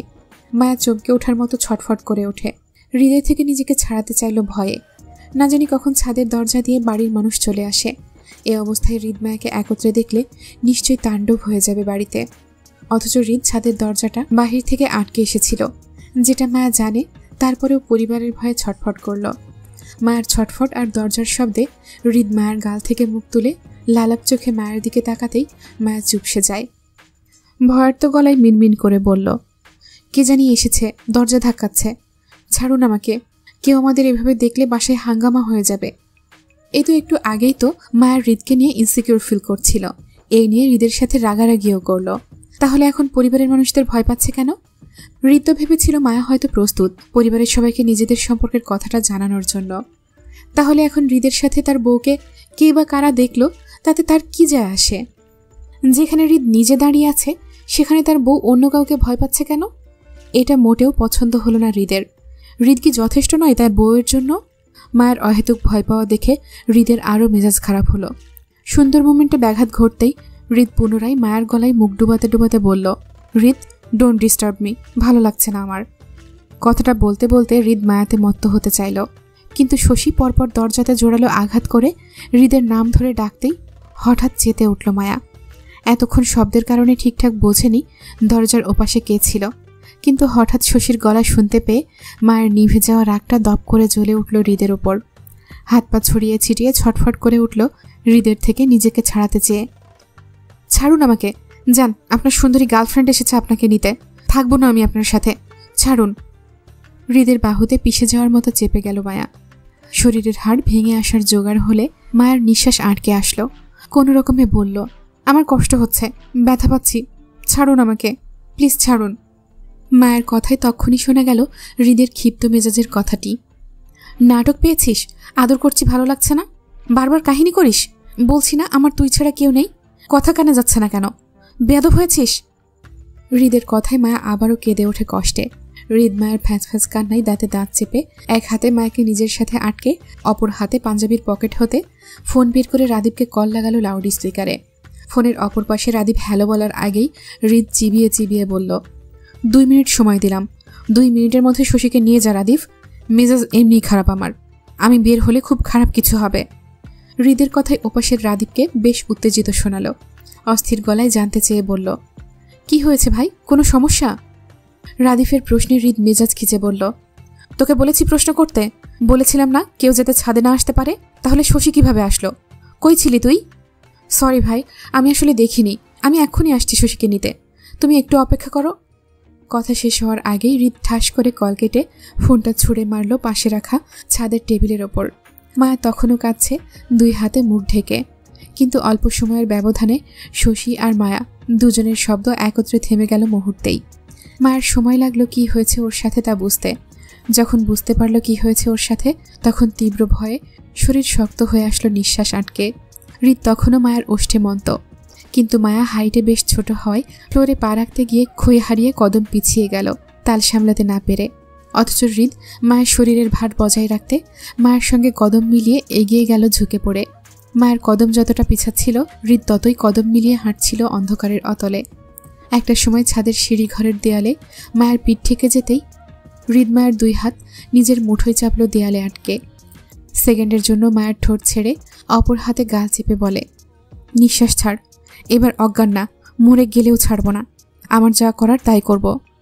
মায়া আটকে আসা নিঃশ্বাসটা সবে থেমে থেমে অল্প একটু শ্বাস টেনে নিচ্ছিল নিজের মাঝে। এর মাঝে হৃদ একইভাবে আবার মায়াতে মন্ত হলো। মায়ের মনে হলো সে সত্যিই জ্ঞান হারাবে। এসবের সাথে সে পূর্ব পরিচিত নয়। তরতর করে কাঁপতে কাঁপতে হৃদের বাহুতে শরীর ছেড়ে দিতেই হৃদ মায়াকে জড়িয়ে নেয় নিজের সাথে। সময়ের খেয়াল নেই হৃদের।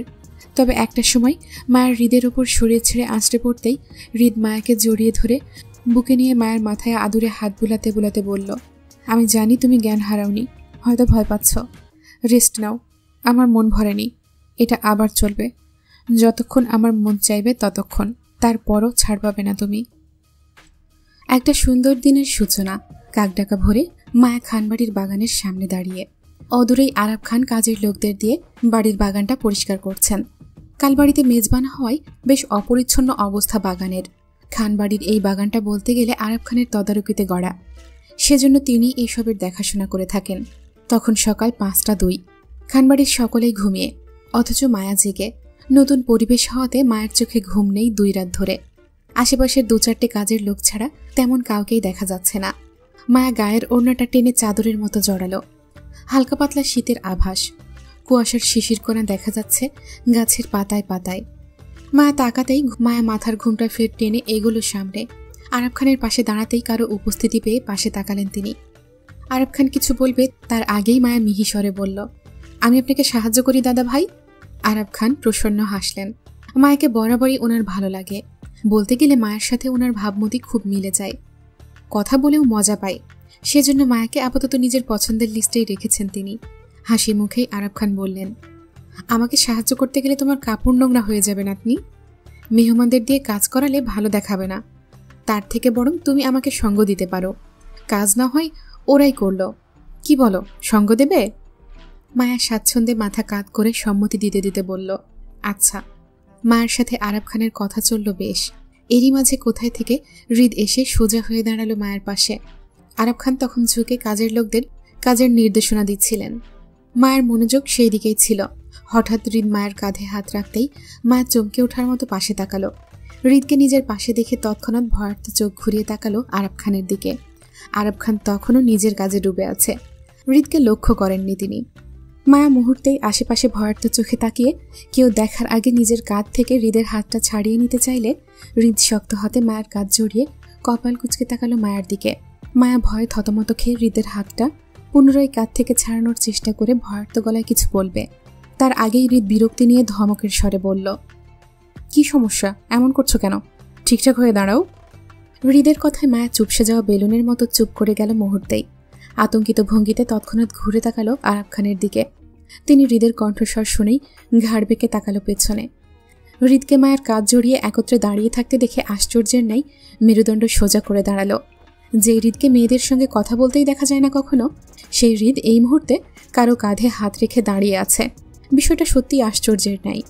আরাব খান আশ্চর্যের সাথে সাথে হৃদের প্রতি সন্দিহান দৃষ্টি প্রকাশ করল। অথচ হৃদ আরাব খানের সেই সন্দিহান দৃষ্টি উপেক্ষা করে তখনও এক হাতে মায়ের কাঁধ জড়িয়ে অন্য হাতে ধোয়া ওঠা কফির মগে চুমুক বসাচ্ছিল লাপাত্তা হয়ে। তার গায়ে কালো রঙের টি শার্ট আর ট্রাউজার পরা, মায়াও কালো রঙের সুতির জামা জড়িয়ে। আরাব খান দুজনকেই পরখ করল জহুরি দৃষ্টিতে। দাদানাতির মাঝে মায়া ভয়ে জড়সড় হয়ে সিটিয়ে। আরাব খান নিশ্চয়ই ওদের দুজনকে এখন জিজ্ঞাসাবাদ করবে। হৃদ তো সবটার উত্তর দিতেই বসে আছে। মুখের উপর ঠাস ঠাস করে বলে দেবে দুজনের মধ্যেকার সম্পর্কের কথাটা। আরাব খান সবটা জেনে হয়তো রেগে মেগে বাসার সবাইকে বলে দেবে মুক্তা আজ এখানেই আছে। মায়ের পরিবারের কানেও পৌঁছে যাবে সেই খবর। তখন কি হবে সেই ভয়ে ভয়ে মায়ের শরীরে মৃদু কম্পন দেখা দিল আতঙ্কে। হৃদ সেটা বুঝতে পেরে মায়াকে আরও শক্ত হাতে জড়িয়ে ধরল ভরসার হাতে। আরাব খান হৃদ মায়াকে একত্রে দেখে যে বিষয়টি স্বাভাবিকভাবে নিচ্ছে না, সেটা ওনার তীক্ষ্ণ দৃষ্টিই বলে দিচ্ছে। আরাব খান সন্দিহান চোখে হৃদকে বলল, তুই ওর কাঁধে হাত রেখেছিস কেন? আরাব খানের কথায় হৃদের সোজাসাপটা উত্তর আসলো তক্ষণই। আগের ন্যায় মায়ের কাঁধে হাত রেখে কফির মগে চুমুক দিতে দিতে দায়সারা উত্তরে বলল, হাত রাখার জায়গা খুঁজে পাচ্ছিলাম না, তাই। হৃদের কথায় খেপে যাওয়ার মতো টেনে মায়াকে নিজের পাশে দাঁড় করালো আরাব খান। হৃদকে খোঁচা মেরে বলল, তোর হাত তোর পকেটে রাখ, আর নয়তো কেটে ফেলে দে। তারপরেও মেয়েদের গায়ে হাত দেওয়া যাবে না, নিষেধ। মেয়েকে কাকে বলছ? আরাব খানের কথায় হৃদ তীক্ষ্ণ দৃষ্টিতে তাকালো ওনার দিকে। এমন একটা ভাব যেন এখানে মেয়ে বলতে কেউ নেই। আরাব খান কাকে মেয়ে বলতে বুঝিয়েছে সেটা বুঝতেই পারছে না সে। ক্ষিপ্ত আরাব খান আরও খেপে গিয়ে বলল, হেয়ালি করছিস আমার সাথে? তোর মায়াকে মেয়ে মনে হয় না? হৃদের সোজাসাপটা উত্তর আসলো তৎক্ষণাৎ, না। তাহলে কি মনে হয়? আমার বউ। হৃদের সোজাসাপটা কথায় মায়া থতমত খেয়ে বসল। ভয়ে জড়সড় হয়ে আরাব খানের মুখের দিকে তাকালো আতঙ্কে। হৃদ যে ঠাস ঠাস উত্তর করতে মুখিয়ে আছে সেটা মায়া আগেই বুঝতে পেরেছিল, কিন্তু এইভাবে যে বলে দেবে সেটা বুঝতে পারেনি। এখন কি হবে সেই ভয়ে মায়ের কলিজা ঢিপঢিপ করছে। অথচ হৃদের বলা সত্যিটা আরাব খান বিশ্বাস করল না। বরং ওনার মনে হলো হৃদ ওনার সঙ্গে হেয়ালি করছে ওনাকে বিরক্ত করার জন্য। হৃদ পরিবারকে না জানিয়ে একা একা বিয়ে করে নেবে, তাও নারী বিদ্বেষী ছেলে হয়ে, সেটা মূলত আরাব খানের ধারণাতেই ছিল না। তাই তিনিও হৃদকে হেয়ালি করেই বলল, তোর কপালে এত সুন্দর বউ জুটবে না, তোর কপালে জুটবে লাল কালারের বউ। লাল বউ না পেলেও সমস্যা নেই, নীল কালারের বউ অর্ডার দিয়ে দেব, তারপরও তুই এত সুন্দরী বউ পাবি না, কনফার্ম। আরাব খানকে হৃদের কথায় বিশ্বাস করতে না দেখে মায়া মনে সাহস পেল, ভয় থেকে বাঁচতে পেরে স্বাভাবিক হলো। কিন্তু আরাব খানের বলা হৃদের জন্য লাল বউ অর্ডার করার বিষয়টি বুঝতে পারল না। তাই হৃদ কিছু বলবে তার আগেই আরাব খানকে প্রশ্ন করল মায়া। জানতে চেয়ে বলল, লাল বউ কি দাদু ভাই? তুমি লাল বউ চেনো না? মায়া মাথা নাড়িয়ে অসম্মতি দিয়ে বলল, না, এইসব লাল বউ না চেনাই ভালো। তুমি ভালো মেয়ে, এই জন্যই চিনো না। ওইগুলো হচ্ছে টপ সিক্রেট, বুঝেছ? কাউকে বলতে নেই। এইসব লাল বউ অর্ডার করা হয় ওর মতো বুড়ো মানুষের জন্য। ও এই বুড়া বয়সে বউ পাবে কই বলো? এজন্য ওর জন্য লাল বউ ঠিক আছে। আরব খানের কথায় মায়া বড় বড় চোখ করে তাকালো হৃদের দিকে। মায়ার স্বামী আর বুড়ো? অসম্ভব। মায়ার স্বামী কত সুন্দর, মাশাল্লাহ। একবার দেখলে বারবার দেখতে ইচ্ছে হয়। বিশেষ একটা আকর্ষণ কাজ করে তার মাঝে। কোনো দিক থেকেই যেন তার কমতি নেই। যেমন লম্বা তেমনি ফিটনেস, কথাবার্তা, অ্যাটিটিউড, দৃষ্টি, বাচনভঙ্গি সবকিছুই অদ্ভুত, অসাধারণ মায়ার স্বামীর। সেখানে মায়ার জামাইকে বুড়া বলা মানে হাস্যকর কিছু শোনা। হৃদ আরব খানের কথায় তেমন পাত্তা না দিয়ে বলল, তোমার চশমার পাওয়ার বাড়াতে হবে দাদা ভাই, মনে হয় এক্সপায়ার হয়ে গেছে। হৃদের খোঁচা মারা কথায় মুহূর্তেই রেগে যায় আরব খান। ক্ষিপ্ত গলায় বলল, তুই কি আমাকে ইনডাইরেক্টলি বুড়া বললি হৃদ? না, ডিরেক্টলি বললাম। হৃদের কথায় তেলে বেগুনে জ্বলে ওঠার মতো চেতে উঠল আরব খান। রেগে মেগে বলল, বুড়া হবে তোর বাপ, আমি এখনো জোয়ান আছি। কথাটা বলেই আরব খান রেগে মেগে সামনের দিকে হাঁটা ধরল। মূলত কথাই না পারলে চলে যাওয়ার স্বভাব ওনার, স্বভাবগতই কাজটা করলেন তিনি। হৃদ জানে সেটা। অজ্ঞাত মায়া আরব খানের চলে যাওয়ার দিকে তাকিয়ে সেও চুপচাপ পালাতে চাইল হৃদের থেকে। মায়া কদম বাড়াতে চাইলে হৃদ মায়ের বাহু চেপে কাছে টানল। ভ্রু উঁচিয়ে জানতে চাইল, কি ম্যাডাম, পালাচ্ছেন মনে হয়? রাতে ডাকলাম আসলেন না কেন? হৃদের কথায় তৎক্ষণাৎ লজ্জায় নত মস্তিষ্কের হয়ে আসলো মায়া। উত্তর না করে হৃদের পায়ের দিকে তাকিয়ে রইল। মন্তমায়া ভাবনাময় বুঝতেই হৃদ মায়ের থুতনি চেপে মুখটা উপরে তুলল। মায়ের মুখশ্রীতে দৃষ্টি বুলাতেই চোখে পড়ল মায়ের কাটা ঠোঁটের দিকে। হৃদের তীক্ষ্ণ দৃষ্টি আরও তীক্ষ্ণ হলো। থুতনি ছেড়ে মায়ের কাটা ঠোঁটে বৃদ্ধা আঙুল চেপে ধরতেই মায়ের চোখ মুখ খিচে নিল ব্যথায়।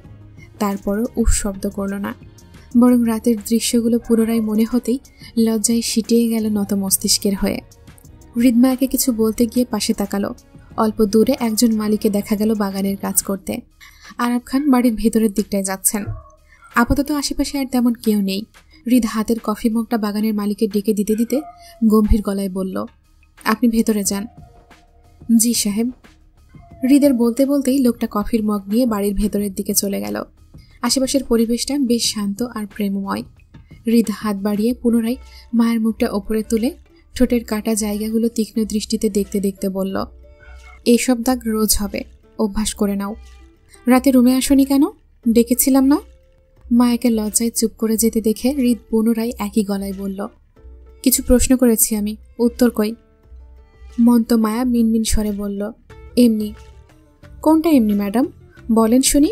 আমার সিস্টেম নিয়ে প্রশ্ন করেন, অথচ আমার রুমে আসতে চান না। তো আসতেন রাতে আমার রুমে, তখন আমিও না হয় মনোযোগ দিয়ে চেক করতাম আপনাকে মেশিন চলে নাকি অচল। হৃদের ইঙ্গিতমূলক কথাটার অর্থ মায়া বুঝল না। যেহেতু মায়া হৃদকে মেসেজ করেনি, তাই মেসেজে লেখা রাফার শব্দগুলো সম্পর্কে মায়ের ধারণা নেই। হৃদের কথার প্যাচে পড়ে মায়ের মনে হলো হৃদ কোনো যান্ত্রিক মেশিন দেখাতে মায়াকে ডেকেছিল রাতে। তাই মায়া স্বাভাবিকের ন্যায় হৃদকে বোকার মতো প্রশ্ন করে বলল, আপনি কি রাতে আমাকে মেশিন দেখতে ডেকেছিলেন? জি। ও, কিসের মেশিন? মায়ের কথায় হৃদ বুঝতে পারল মায়ের হৃদের কথার যথার্থ অর্থ বোঝেনি। আগের ন্যায় হৃদ বলল, রুমে চলেন, দেখায় কিসের মেশিন। মায়া নাকচ করে বলল, না আমি যাব না, আপনি যান, বাসায় অনেক মানুষ আছে, আমাকে আপনার রুমে দেখলে খারাপ ভাববে সবাই। মায়ের কথায় হৃদ মায়ের থুতনি চেপে কাছে টেনে বলল, লোক দেখানো নাটক আমার পছন্দ না ম্যাডাম। আর না আপনি এইসব মানুষের দোহাই দিয়ে নিজেকে আমার কাছ থেকে বাঁচাতে পারবেন। আপনাকে ছেড়ে দেওয়ার জন্য আসি নাই, সঙ্গে নিয়ে যাওয়ার জন্য এসেছি। এবার থেকে আপনি আমার সাথেই থাকবেন ঢাকায়। দুই পরিবারের আজকে জানাজানির পাঠ শেষ করব। তারপর কে মানলো না মানলো সেসব আমার দেখার বিষয় না। কারো খেয়ে পড়ে বাঁচি না আমি, আর না কারো ধারধারি। বিয়ে করেছি আমি, মানে বউ আমার সাথেই থাকবে, এটাই শেষ। আর যদি দুই পরিবারের কেউ নাটক করে আমাদের মানতে, তাহলে সেটা সেই ব্যক্তির ব্যক্তিগত সমস্যা হবে। আমি কাউকে তেল মারতে যাব না, আর না বউ ছাড়া থাকতে পারবো। হৃদের কথায় মায়া আতঙ্কিত গলায় বলল, প্লিজ এখন জানাবেন না কাউকে, আর কয়েকটা দিন যাক না, তারপর না হয় সবাই জানলো আপনার। মায়ের কথা শেষ করার আগেই হৃদ রাগে মেজাজ দেখিয়ে দাঁতে দাঁত চেপে বলল, শাট আপ হৃদ, প্লিজ। হৃদের রাগের ধমকে মায়া চুপ করে গেল। চুপ থেকে নীরবে সবকিছু হৃদের হাতেই ছেড়ে দিল। হৃদ যা করবে দুজনের ভালোর জন্যই করবে, এখানে মায়ের কথা না বলাই উচিত। এরপর যা হবে দেখা যাবে। হৃদ যেহেতু মায়ের পাশে আছে, এখানে মায়ের ভয় নেই। আল্লাহ ভরসা করে সবকিছুর জন্য মায়া মনে মনে প্রস্তুত হলো। দীর্ঘশ্বাস ফেলে মায়ের মুখোমুখি ঝুঁকে থাকা হৃদের রাগান্বিত মুখটার দিকে তাকিয়ে উদাস গলায় বলল, আচ্ছা ঠিক আছে, আপনি যা বলবেন তাই হবে। আপনার কথাই মেনে চলবে এরপর থেকে। তারপরেও এই বয়সে আপনি দাঁতে দাঁত পিষবেন না তো। এই শেষ বয়সে এসে দাঁতগুলো পড়ে গেলে নকল দাঁতে ভালো দেখাবে না আপনাকে। মায়ের কথায় তেলে বেগুনে জ্বলে উঠল হৃদ। আরাব খান বুড়ো বলাই এতক্ষণ গায়ে লাগেনি হৃদের, কিন্তু যখন সেই একই কথা মায়া বলল ইঙ্গিতে, তখনই ফুঁসে ওঠে হৃদ। মৃদু চেঁচিয়ে বলল, কি? আরে হাইপার হবেন না প্লিজ। এই বয়সে প্রেশার হাই হয়ে গেলে তো সমস্যা হবে। কুল কুল।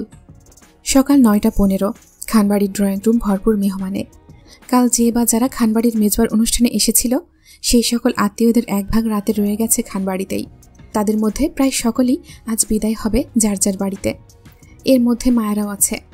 মায়া জুই দুজনেই আজ নিজেদের বাসা মুরাদপুর ফিরবে। বিকেল থেকে দুজনের কোচিং রয়েছে। 12টা নাগাদ ফাহাদ দিয়ে আসবে দুজনকেই, এমনটাই নির্ধারিত ছিল। মেহমান সদস্যদের প্রায় সকলেই নাস্তা শেষে বসে রয়েছে ড্রয়িং রুমে। খানবাড়ির সদস্যরাও উপস্থিত সেখানে। চোখের পলকে উপস্থিত সদস্যদের মাঝে বিশাল আলোচনা সমালোচনার কেন্দ্রবিন্দু হয়ে ওঠে হৃদ শশীর বিয়ে নিয়ে। দুজনের বয়স হয়েছে, তাই সময় থাকতে থাকতে দুজনকে একত্রে বাঁধা দরকার, এমনটাই প্রস্তাব রাখল শশীর পরিবার। এতে সহমত পোষণ করে আরাব খান বাদে উপস্থিত সকলেই। হেনা খান সকলের সাথেই সহমত করল। স্বামী আরাব খানের দিকে এক পলক তাকিয়ে নীরবে ওনার সম্মতি চাইল, কিন্তু আরাব খানের এই বিষয়ে তেমন কোনো মতামত বা মনোযোগ পেলেন না তিনি। নিরুদ্দেশ আরাব খান চা পান করছেন টিভিতে নিউজ দেখতে দেখতে। ভাবখানা এমন, তিনি মহিলাদের আলোচনার মিটিংয়ের কিছুই শোনেননি বা সেখানে ওনার কোনো মনোযোগ নেই, অথচ দুই কান খোলা রেখে টিভির দিকে উৎসুকমুখী হয়ে সকলের কথাগুলো শুনছেন তিনি। টিভি তো শুধু বাহানা। এই মুহূর্তে তিনি মহিলাদের আলোচনায় ঢুকতে চাচ্ছেন না বলেই নীরবতা পালন করছেন। তাছাড়া আজকাল হৃদের মতিগতিও ভালো ঠেকছে না ওনার। হৃদ যে বিয়ে করবে না উনি ভালো করেই জানেন। সেজন্য আপাতত হেনা খানের কোনো আলোচনায় ঢুকতে চান না তিনি, কারণ হৃদের বিয়ের ব্যাপারে ওনার বউকে বাধা দিলেও সে শুনবে না, উল্টো আরাব খানের সঙ্গে রাগারাগি করবে কেন বাধা দিচ্ছে। তার থেকে ভালো উনি চুপ করে থাকুক। যার বিয়ে সেই দেখে নেবে এই সব কিছু। তাছাড়া আরাব খান বাদে ড্রয়িং রুমের ছেলেদের উপস্থিতিও শূন্য। সঙ্গী ছাড়া এতগুলো মহিলাদের সঙ্গে কথাও বলতে পারবেন না তিনি। সেজন্য যা হচ্ছে হতে থাক। যার বিয়ে সেই দেখে নেবে কি করতে হবে তাকে। এখানে আরাব খানের কোনো কাজ নেই দেখা ছাড়া। নিশ্চুপ আরাব খানকে এড়িয়ে শশীকে ঘিরে দুই পাশ থেকে জড়িয়ে বসল রাদিফের দুই ফুপি। শশীর মা হৃদের খালা হয়, বলতে গেলে সুফিয়া বেগমের ছোট বোন। অথচ সুফিয়া বেগমের থেকে খানবাড়ির সঙ্গে শশীর মা সালমা বেগমের সুসম্পর্ক বেশি। সেক্ষেত্রে হৃদের সঙ্গে শশীর বিয়ে দেওয়াটা ওনার খুব পুরনো ইচ্ছে ছিল। এই ব্যাপারে অবশ্য দুই পরিবারের মাঝে পূর্ব থেকেই কথা হয়ে আছে। তবে সেবার যদি হৃদ হঠাৎ করেই বিয়ে থেকে পিছুপা না হতো, তাহলে এতদিনে হয়তো শশী খানবাড়ির বউ হয়ে যেত। হৃদ হঠাৎ কেন শশীকে বিয়ে করতে পিছুপা হলো সেটার সঠিক কারণটা কারো জানা নেই। তবে এখন বিয়েটা আগানো উচিত বলে মনে করছে সবাই। মেয়ে হিসেবে শশীকে বেশ পছন্দ খানবাড়ির সকলেরই। নম্র, ভদ্র আর মার্জিত ব্যবহারের জন্য শশীর ওপর সকলেই সন্তুষ্ট। পার্সোনালি হেনা খানের খানিকটা বেশিই পছন্দ শশীকে। হৃদের পাশাপাশি দাঁড়ালে দুজনকে মানায় ভালো। হেনা খান স্বামীর পাশ থেকে উঠে দাঁড়ালেন। অত্যন্ত খুশি মনে এসে দাঁড়ালেন শশীর মুখোমুখি। মাথায় হাত বুলিয়ে শশীকে দোয়া করে বললেন, ভেবেছিলাম ফাহাদের আগে হৃদকে বিয়ে করাবো, কিন্তু হৃদের জেদের কারণে হলো না। ইনশাল্লাহ এবার আর হাল ছাড়ব না। দরকার হলে নিহাজ সুফিয়া দুজনকে দিয়ে রাজি করাবো হৃদকে। তারপরেও খুব জলদি তোমাদের দুজনের বিয়েটা দেব। হেনা খানের কথায় শশী নতমস্তিষ্কের লাজুক হাসল। ফাহাদের মা সরে হেনা খানকে জায়গা করে দিল শশীর পাশাপাশি বসতে। তিনি শশীর পাশে বসলেন। সে যদি জুই মুক্তার পাশেই মায়া সোফার এক কোণে বসে হাঁটুর ওপর দুই হাত রেখে। নতমস্তিষ্কের মায়ের চোখ টলটল করছে হেনা খানের কথা শুনে। সকলেই শশীকে ঘিরে বসে। খানবাড়ির বড় নাতির বিয়ে বলে কথা, শশীর মূল্যায়ন তো থাকবেই। হেনা খান আবারও বলল, আজকেই হৃদের সঙ্গে বিয়ের ব্যাপারে কথা বলে দুজনের এঙ্গেজমেন্টের তারিখ এই মাসেই নির্ধারণ করে ফেলি। কি বলো সালমা? সালমা বেগম বেশ প্রসন্ন হাসলেন। উত্তরে বললেন, আপনি যেটা ভালো মনে করেন ফুপু, আমার সব দিক থেকেই অনুমতি আছে এতে। সালমা বেগমের কথায় অত্যন্ত খুশি হলেন হেনা খান। বললেন, বেশ আলহামদুলিল্লাহ, তাহলে আজকেই মিষ্টি মুখ করে নাও সবাই, কি বলো? ফাহাদের বউ, যাও তো ফ্রিজ থেকে মিষ্টি নিয়ে আসো সবার জন্য। জি নানুমা। বলতে বলতে মুক্তা উঠে দাঁড়ালো। মুক্তার সঙ্গে সে যদি এগিয়ে গেল কিচেনের দিকে ট্রেতে করে মিষ্টি সাজিয়ে আনতে। নতমস্তিষ্কের মায়া তখনও শরীর শক্ত করে বসে আছে। জুই মায়ের অবস্থা বুঝতে পেরে মায়ের সঙ্গে আরও চেপে বসল। মায়ের কোলের দুহাতের ওপর নিজের হাতটা রেখে শক্ত করে চেপে ধরে ফিসফিস করে বলল, তুই চিন্তা করিস না ঋতু, এইসব বিয়েটিয়ে কিচ্ছুই হবে না। হৃদ ভাই আছে না, সব ঠিক হয়ে যাবে। সবাই তো আর জানে না যে হৃদ ভাই বিবাহিত, জানলে অবশ্যই শশিয়াপুর জায়গায় তুই বসে থাকতি এখন। জুয়ের কথা শেষ হতে হতে মায়ের চোখের পানি টুপ করে পড়ল জুয়ের হাতের ওপর। চমকে ওঠার মতো নত মস্তিষ্কের মায়ের দিকে তাকালো জুই। পরপর টপাটপ করে কয়েক ফোঁটা নোনা জল গড়ালো জুয়ের একই হাতে। জুই দ্রুততায় নিজের হাতের মুঠোয় মায়ের 2 হাত চেপে অস্থির ভঙ্গিতে ফিসফিসিয়ে বলল, প্লিজ কাঁদিস না ঋতু, ধরা পড়ে যাবি। অন্তত হৃদ ভাইকে আসতে দে, ওনার ফ্যামিলির সঙ্গে উনি কথা বলবে। তুই এই মুহূর্তে কাঁদলে সবাই সন্দেহ করবে। মুক্তা আপু কিন্তু এখানে আছে ঋতু, সমস্যায় পড়ে যাবি। প্লিজ নিজেকে শক্ত রাখ। জুয়ের মায়াকে সান্ত্বনা দেওয়ার মাঝেই হৃদকে দেখা গেল রেডি হয়ে নিচে নামতে। দেখেই বোঝা যাচ্ছে সে বাহিরে কোথাও যাওয়ার জন্য রেডি হয়েছে, হয়তো নিহাল খানের সঙ্গে যাবে কোথাও নির্বাচনের কাজে। হৃদ সবাইকে উপেক্ষা করে ড্রয়িং রুম পার হয়ে বেরিয়ে যাচ্ছিল। ড্রয়িং রুমে কে বা কারা আছে তা দেখার প্রয়োজন পর্যন্ত মনে করল না। ব্যস্ত হৃদকে চলে যেতে দেখেই তাড়াহুড়োয় পেছন ডাকল হেনা খান। হৃদ, দাঁড়া। স্বাভাবিকের ন্যায় হৃদ পেছনে ঘুরে দাঁড়ালো। ড্রয়িং রুমে উপস্থিত মেহমানদের ভিড় দেখে মুহূর্তে কপাল কুঁচকে এলো সন্দেহে।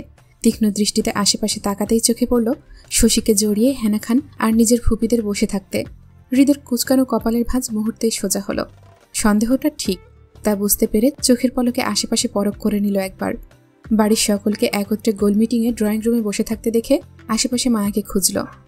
জুয়ের পাশে মায়ের নত মস্তিষ্কে বসে থাকা দেখেই হৃদ বুঝতে পারল এতক্ষণে তার বইয়ের এক দফা কান্নাকাটি করা শেষ। এটা হয়তো দ্বিতীয় রাউন্ড হতে পারে। এই তো একটু আগেই দুজন বাগানে একত্রে ছিল, তখন হৃদ তার বউকে বুঝিয়েছিল সে আছে তার বউয়ের পাশে সব সময়, সব পরিস্থিতিতে। তারপরেও কেন কোনো কিছু হলেই মেয়ে মানুষের কান্নাকাটি করতে হয় সেটাই বোঝে না হৃদ। এত চোখের পানি পায় কোথায় এরা? হৃদ মায়ের উপর বিরক্ত হতে গিয়েও হলো না। একটা মাত্র বউ তার, অল্পতে বিরক্ত হওয়া যাবে না। তাছাড়া বউ তো তার বিরহে কাঁদছে, তাই না? কাঁদুক, সমস্যা নেই। মাঝে মধ্যে স্বামীর জন্য এমন একটু একটু কাঁদলে হৃদের শান্তিই লাগে।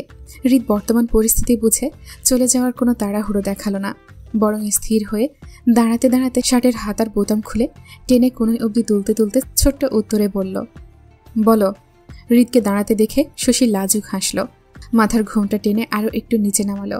হেনা খান উঠে আসলেন হৃদের সম্মুখে আর বললেন, কোথায় যাচ্ছিস? বাইরে। কেন? কাজ আছে। এত সকাল সকাল কি কাজে যাচ্ছিস? হেনা খানের কথায় হৃদ খানিকটা বিরক্ত হলো। সিরিয়াস মোমেন্টে সিরিয়াস কথা বলাটা হৃদের পছন্দ, ঘুরিয়ে পেঁচিয়ে কথা তার কোনো কালেই পছন্দ না। হৃদ বুঝতে পারছে হেনা খান কেন হৃদকে ডেকেছে। হৃদ নিজেও তার উত্তর দিতে প্রস্তুত, কিন্তু প্রশ্নদাতা যদি প্রশ্ন করতে গিয়ে এত তালবাহানা করে তাহলে উত্তর করতে মজা পায় না সে। হৃদ অপর হাতের শার্ট একইভাবে টেনে কোনোই অবধি গোটাতে গোটাতে বলল, পয়েন্টে আসো দাদি, কি চাও? হৃদের সরাসরি কথায় হেনা খান কয়েক সেকেন্ডের জন্য চুপ করে গেল। এর আগে যতবার হৃদকে বিয়ে নিয়ে কথা বলা হয়েছে ততবার হৃদ রাগ করে বাড়ি ছেড়ে চলে গেছে। এবারও যদি তাই হয় তাহলে ওনার ছেলে নিহাল খান খুব রেগে যাবে ওনার ওপর, কারণ সামনে ইলেকশন। এই মুহূর্তে হৃদের প্রয়োজন নিহালের খুব বেশি। আবার খানবাড়ির গুরুজন হিসেবে হৃদের বিয়ের ব্যাপারটা তো ওনারই দেখা উচিত, তাই না? বাপমা তো ছেলের বিয়ে নিয়ে কোনো কথাই বলে না। ছেলে বিয়ে করবে কিনা, ছেলের বয়স হয়ে গেল, এইসব দেখার প্রয়োজন মনেই করে না দুইজনের একজনও। এজন্য মূলত হেনা খানের সবসময় আগ বাড়িয়ে হৃদকে নিয়ে টেনশন করতে হয়। একটা 30 বছরের দামড়া ছেলে চোখের সামনে ঘুরছে বিয়ে না করে, অথচ এতে কারো মাথা ব্যথা নেই। আর থাকবেই বা কি করে? হৃদের বাবা মায়ের সাংসারিক যে অবস্থা, এতে হৃদের বিয়ে করতে মন চাইবে কখনো? হৃদের বাবা মা তো দুজন ভালোবেসে বিয়ে করেও আজ 15 বছর ধরে আলাদা থাকে। এমনকি এই 15 বছরে দুজন একে অপরের চেহারা পর্যন্ত দেখে না। সংসার তো দূর, এই নিয়ে কত ঝামেলা হলো। দুজনকে একত্রে করতে চাইল, কিন্তু কেউ রাজি হলো না। আবার কেউ কাউকে তালাকও দেবে না, সম্পর্ক ছিন্নও করবে না। দূরে থাকবে, তারপরেও দুজন একই সম্পর্কে থাকবে। এটা কেমন যুক্তি তিনি আজও বুঝে উঠতে পারেননি। কত বছর কত সময় উনি নিহাল সুফিয়াকে বিভিন্নভাবে বুঝিয়েছেন সব ভুলে আবার একত্র হয়ে সংসার করতে। শেষ পর্যন্ত কেউ মানেনি, শুধু দুজন দুজনের ব্যাপারে চুপ থাকে। সবশেষে যখন হৃদের বাবা মার সম্পর্কটা ঠিক করতে পারছিল না, একসঙ্গে থাকতে না চাইলে দুজনে ডিভোর্স দিয়ে আলাদা হয়ে যেতে, এতেও রাজি হলো না। এজন্য হিনা খান চাই হৃদ অন্তত একটা সুন্দর সংসার করুক, খানবাড়ি আবার পরিপূর্ণ হোক। আর কত একা একা থাকবেন তিনি। হেনা খান বলে উঠলেন, আমরা তোকে বিয়ে করাতে চাই। শার্টের হাতা ফোল্ড করা শেষে হৃদ 2 হাত পকেটে গুজতে গুজতে বলল, সেটা তো আমিও চাই, হৃদের কথায় খুশিতে প্রফুল্লতা দেখা দিল হেনা খানের মাঝে। সত্যি তুই বিয়ে করবি? তোমরা করাতে চাইলে করব। আমরা তোর জন্য মেয়ে ঠিক করেছি। মেয়েকে? হৃদের কথায় পারভিন শেখ শশীকে উঠে হেনা খানের পাশে গিয়ে দাঁড়াতে ইশারা করল। ইশারা অনুযায়ী শশী লাজুক ভঙ্গিতে উঠে দাঁড়ালো। কিন্তু হেনা খানের কাছে পৌঁছানোর আগেই হেনা খান শশীর দিকে আঙুল তুলে হৃদকে দেখিয়ে বলল, আমরা তোর জন্য ওকে পছন্দ করেছি, তোর পছন্দ না? হেনা খানের কথার পৃষ্ঠে উত্তর না দিয়ে বরং পাল্টা প্রশ্ন করে হৃদ বলল, আমি পছন্দ করলে বিয়ে কনফার্ম? হেনা খান খুশিতে সম্মতি দিয়ে তাড়াহুড়োয় বলল, হ্যাঁ হ্যাঁ। হৃদের কথায় আরাব খান জহুরি দৃষ্টিতে হৃদের দিকে তাকালো। ওনার ধারণা মতে এতক্ষণ হৃদের প্রচণ্ড রকমের বাড়াবাড়ি রাগ করার কথা, অথচ সেই হৃদ রাগারাগি না করে উল্টো বিয়ের জন্য আপোষে রাজি হয়ে যাচ্ছে দেখে ওনার সন্দেহ হলো। তখনই শোনা গেল হৃদের কথা। হৃদ হেনা খানকে সম্মতি দিতে দিতে বলল, ঠিক আছে, তোমাদের পছন্দে আমি বিয়ে করলাম, তবে এটাই লাস্ট, বারবার কিন্তু মেয়ে পছন্দ করতে পারবো না। হৃদের কথায় হেনা খান তাড়াহুড়োই বলল, না না, বারবার তোকে মেয়ে পছন্দ করতে হবে না, তুই একবার পছন্দ করলেই হবে, আমরা তোর পছন্দে বিয়ে করাবো। ওকে ডান। কথাটা বলতে বলতে হৃদ হেনা খানের পাশ কাটিয়ে সামনে এগোলো। উপস্থিত সবাই উৎসুক খুশি মনে তাকিয়ে শশীর দিকে। এই হয়তো হৃদ শশীকে পছন্দ করবে। শশী মাথার ঘোমটা টেনে মায়ের সম্মুখে দাঁড়িয়ে লাজুক ভঙ্গিতে। হৃদ এগিয়ে এসে শশীকে পেরিয়ে সোফায় বসে থাকা মায়ের হাতটা টেনে দাঁড় করালো। থুতনি চেপে মায়ের মুখটা ওপরে তুলে এদিক সেদিক ঘুরিয়ে মনোযোগ দিয়ে দেখতে দেখতে হেনা খানের উদ্দেশ্যে বলল, এই মেয়েকেই তো তোমরা আমার জন্য পছন্দ করেছ দাদি, তাই না? চেহারা তো ঠিকঠাক লাগছে, খারাপ না, পছন্দ হওয়ার মতো, তবে বিনা কারণে চোখ থেকে একটু বেশি পানি পড়ে মনে হয়। বাকি সব ঠিক আছে, তোমাদের পছন্দই আমার পছন্দ দাদি, ফাহাদের ছোট শালিকেই বিয়ে করব। ডান, তোমরা কথা বলো, আমি রাজি। হৃদের কথায় হেনা খান সহ উপস্থিত সকলেই তবদা খেয়ে দাঁড়িয়ে। মুক্তা ডাইনিংয়ের পাশে মিষ্টির প্লেট নিয়ে স্তব্ধের ন্যায় দাঁড়িয়ে আতঙ্কিত চোখে হৃদ মায়ের দিকে তাকিয়ে। ততক্ষণে হৃদ যত্ন সহকারে মায়ের চোখের পানি মুছে দিচ্ছে। হৃদ বা অন্য কেউ শশী বা অন্য কেউ হৃদকে কিছু বলবে তার আগেই হেনা খান দ্রুততায় এগিয়ে এসে হৃদকে বলতে চাইল, হৃদ শশীর জায়গায় ভুল করে মায়াকে পাত্রী মনে করেছে। সেটা বোঝাতে চেয়ে বলতে চাইল, হৃদ তোর ভুল হচ্ছে, আমরা ফাহাদের শালিকে না, শশীকে তোর। হেনা খানের কথা শেষ করার আগেই হৃদ বিরক্ত নিয়ে বলল, দাদি, বারবার মেয়ে পছন্দ করতে পারবো না, একবার করেছি, এটাই শেষ। বিয়ে করতে হলে ফাহাদের শালিকেই করব, নয়তো বিয়ে ক্যান্সেল। এবার বলো তোমরা কি চাও, ইয়েস অর নট? হৃদের কথায় শশীর মধ্যে অস্থির উত্তেজনা দেখা গেল তৎক্ষণাৎ। প্রিয় কিছু হারানোর ভয়ে শশী এগিয়ে গেল হৃদের দিকে। অস্থির ভঙ্গিতে হৃদের হাত টেনে কিছু বলতে চাইলে হৃদ শশীকে বাধা দিয়ে রাগে কটমট করে বলল, ডোন্ট টাচ, স্টে হেয়ার। অস্থির তোলপাট শশী হৃদকে বোঝাতে চেয়ে উত্তেজনায় বলতে লাগলো, তোমার আমার সাথে বিয়ের কথা হচ্ছে, তাহলে তুমি মায়াকে কেন এসবের মাঝে টানছ? পরিবারের সবাই আমাকে পছন্দ করেছে, মায়াকে না। শশীর কথায় হৃদ বিরক্তি নিয়ে বলল, বিয়ে করব আমি, সংসারও করব আমি, আর আমার বউ পছন্দ করবে অন্য কেউ? কেন, আমার কি চোখ নাই? অন্ধ মনে হয় তোর আমাকে? হৃদের শক্ত গলায় শশীর চোখ টলমল করে ওঠে কান্নায়। মায়া ভয়ে ভয়ে ঘাড় ঘুরিয়ে একবার মুক্তাকে দেখে নিল, মূলত মুক্তা এদিকেই তাকিয়ে। হৃদ যে কোনো সময় দুজনের বিয়ের কথাটা বলে দিতে পারে সবাইকে, তখন হয়তো সবাই খেপে যেতে পারে সেই ভয়ে মায়া হৃদের দিকে চেপে গেল। হৃদের শরীর ঘেঁষে নতমস্তিষ্ক হয়ে দাঁড়ালো। টান টান উত্তেজিত পরিস্থিতিতে মায়ের হৃদের দিকে চেপে যাওয়ার বিষয়টি হয়তো তেমন কেউ লক্ষ্য করেনি, তবে চতুর্মুক্তা ঠিকই লক্ষ্য করল। নাক মুখ শক্ত করে মায়ের দিকে তাকিয়ে রইল ক্ষিপ্ত ভঙ্গিতে। নিজের শ্বশুরবাড়িতে নিজের বোনকে নিয়ে এত কাহিনী হবে সেটা ঘুণাক্ষরেও ধারণাতে ছিল না মুক্তার। যদি থাকতো তাহলে এসব কখনোই হতে দিত না সে। শশী আকুতির স্বরে বলে, সবার তো আমাকে পছন্দ হৃদ। শশীর কথায় হৃদ বিরক্তি প্রকাশ করে বলল, তাহলে সেটা তাদের গিয়ে বল, আমার কাছে কি? আমি তো তোকে পছন্দ করিনি, আমাকে কেন পেন দিচ্ছিস? যা সর।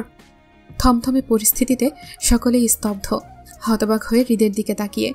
হেনা খান অবিশ্বাস্যে জায়গায় দাঁড়িয়ে রইল শক্ত হয়ে। হৃদ হঠাৎ করে এমন কিছু বলবে সেটা অবিশ্বাস্য ছিল সবার কাছে। হৃদ বিয়ে করবে না বললেও সেটা হয়তো স্বাভাবিক ছিল, কিন্তু শশীর জায়গায় মায়াকে পাত্রী হিসেবে টেনে আনাটা ছিল সবচেয়ে বড় চমক সবার জন্য। যে আরাব খান সকাল পর্যন্ত হৃদকে অবিশ্বাস করছিল হৃদ একা বিয়ে করতে পারে না বলে, সেই আরাব খানও এই মুহূর্তে অবিশ্বাসে থমকে দাঁড়িয়ে। এরই মাঝে মেয়ের কান্না দেখে এগিয়ে আসলো শশীর মা সালমা বেগম। তিনি শশীর কাঁধ জড়িয়ে হৃদকে রাগান্বিত গলায় বলল, হৃদ, এবার তুমি বাড়াবাড়ি করছো। আমার মেয়ের সাথে এত বছর প্রেম করে বিয়ের প্রলোভন দেখিয়ে এখন বিয়ে করার জন্য অন্য মেয়েকে পছন্দ করবে? সেটা তো হবে না, আমরা কেউ সেটা মেনে নেব না। তোমার বিয়ে হলে শশীর সাথেই হবে। এটা নিয়ে দুই পরিবারের মধ্যে কথা হয়ে আছে অনেক আগে থেকেই। এখন তুমি বিয়ের থেকে পিছুপা হতে পারো না। প্রথমত আপনি ঠিক করবেন না আমি কাকে বিয়ে করব আর কাকে করব না। আমার মন আমার মর্জি। আমি কাকে বিয়ে করব না করব সেটা আমি ঠিক করব, নট ইউ।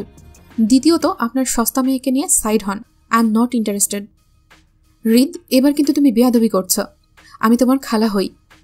হৃদ নিজের রাগ কন্ট্রোল করতে চেয়ে এক হাতের মুঠোই মায়ের একটা হাত চেপে অপর হাতটা পকেটে ঢুকাতে ঢুকাতে হেয়ালি ভঙ্গিতে বলল, দেখো খালা, বেয়াদবির জন্য সমাজে আমি এমনিই বদনাম।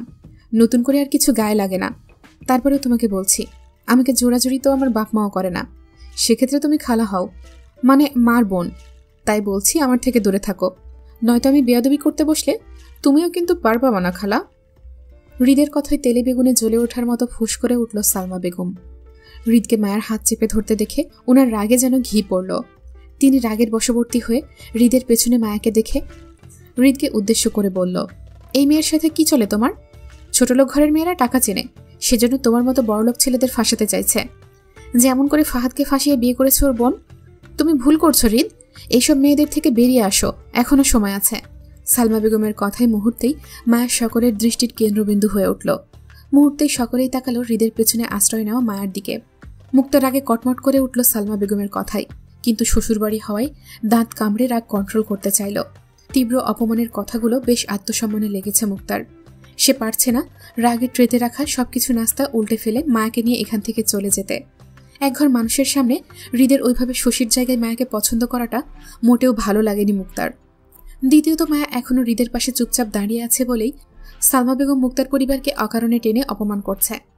মায়া সালমা বেগমের অপমানে ফুপিয়ে কেঁদে উঠতেই হৃদ দৃষ্টি ঘুরিয়ে মায়াকে দেখে আবারও তাকালো সালমা বেগমের দিকে। তপ্ত মেজাজে দুই হাত মুষ্টিবদ্ধ করে হেনা খানের উদ্দেশ্যে চেঁচিয়ে বলল হৃদ, দাদি, তোমার মেহমানদের সামলাও, নয়তো আমাকে সামলানো তোমার দায় হয়ে যাবে। আমার মোটেও পছন্দ না কেউ আমার বাড়িতে দাঁড়িয়ে আমার সামনে আমার বউকে অপমান করবে। সেই রাইট আমি কাউকে দেইনি। হৃদের কথায় কেউ কিছু বলবে তার আগেই হেনা খান অবিশ্বাস্য গলায় হৃদকে শুধিয়ে বলল, বউ মানে কে বউ? মায়ের সাথে তোর সম্পর্ক আছে হৃদ? হৃদের মেজাজ বরাবরই ক্ষিপ্ত হচ্ছে সালমা বেগমের কথাই। এর মাঝে হৃদ বারবার মায়াকে নিজের বউ বলে দাবি করার পরেও কেন সবাই হৃদকে একই প্রশ্ন করছে সেটাই বুঝতে পারছে না সে তো শুরু থেকে বলছে মায়া তার বউ, তাহলে কেন সবাই অবুঝের মতো হৃদের থেকে একই কথা শুনতে চাচ্ছে? হৃদ ক্ষিপ্ত মেজাজে বলল, বাল, একই কথা কতবার বলবো? She is not my girlfriend, she is my wife, we are married. হৃদের কথায় উত্তপ্ত পরিবেশটা কয়েক সেকেন্ডের জন্য হঠাৎ নিস্তব্ধ নিশ্চুপ হয়ে গেল। ঘর ভর্তি মানুষগুলো একে অন্যের মুখ চাওয়াচাই করল। মায়ের হৃদের কথায় মুহূর্তেই দুই হাতে হৃদের এক হাত আঁকড়ে ধরল ভয়ে। হেনা খান এই মুহূর্তে কিছু বলার মতো ভাষা পেল না। ওনার শুধু মনে হলো এই মুহূর্তে পরিস্থিতি শান্ত করা দরকার, নয়তো বিশাল ঝামেলা হতে পারে। হেনা খানের এগিয়ে আসার সঙ্গে সঙ্গে আরাব খানও এগিয়ে আসলো পরিস্থিতি সামলাতে। হৃদ যদি মায়াকে পছন্দ করে থাকে তাহলে এই বিষয়ে ওনারা পারিবারিকভাবে কথা বলে নেবে। তারপরেও এই মুহূর্তে অন্তত পরিস্থিতি সামলানো দরকার। শশী মায়া দুজনই কাঁদছে, সালমাও রেগে আছে। সবচেয়ে বড় কথা হলো হৃদ যদি এর থেকে বেশি রেগে যায় তাহলে ভয়ানক তাণ্ডব হবে বাসায়। হেনা খান আরাব খান এগিয়ে আসার মধ্যেই সালমা বেগম ক্ষোভে থাবা মেরে মায়াকে টেনে হৃদ থেকে আলাদা করতে চেয়ে বলল, সব দোষ এই নষ্টা মেয়ের। বড়লোক ঘরের ছেলেদের মাথা চিবিয়ে খেতে পারে ভালো এরা। এক বোন ফাহাদকে ফাঁসিয়ে বিয়ে করেও শান্তি হয়নি এদের, এখন ছোট বোনকে লেলিয়ে দিয়েছে বড় ভাইয়ের মাথা খেতে। এদের বাবা মা ব্যবসা শুরু করেছে মেয়েদের দিয়ে। কথাগুলো বলতে বলতে মায়াকে হৃদের পাশ থেকে টেনে নিজের দিকে নিতে চাইলে মুহূর্তেই বাধা দেয় হৃদ। এতক্ষণে একটা ছেলে হলে হৃদ চিবিয়ে খেয়ে ফেলত, কিন্তু মেয়ে বলেই বেঁচে গেল সালমা বেগম। মায়াকে হৃদের পাশ থেকে টেনে বের করতে চাইলে মুক্তা আতঙ্কিত ভঙ্গিতে এগিয়ে আসলো বোনকে বাঁচাতে। হাতে ছিল ট্রেড ট্রলি, তাড়াহুড়োয় সেটি রেখে আসতে ভুলে গেছে ও। দুই হাতে ট্রলি ধাক্কা দিয়ে ড্রয়িং রুমে রেখে এগিয়ে গেল মায়াদের কাছে, যেখানে পূর্ব থেকেই সালমা বেগম মায়ের হাত আর হৃদ সালমা বেগমের হাত চেপে দাঁড়িয়ে। এর মাঝে হুট করে মুক্তা ঢুকে দুজনের হাত থেকে মায়াকে ছাড়াতে ছাড়াতে শক্ত গলায় সবার উদ্দেশ্যে বলল, প্লিজ আমার বোনকে নিয়ে কেউ তামাশা করবেন না। আমার বোন কারো বউ নয়, আর না আমরা কেউ আপনাদের বাড়ির ছেলের সঙ্গে বোনকে বিয়ে দিতে বসে আছি। মায়ের বিয়ে আমরা অলরেডি ঠিক করে রেখেছি, এই মাসেই বিয়ে হবে।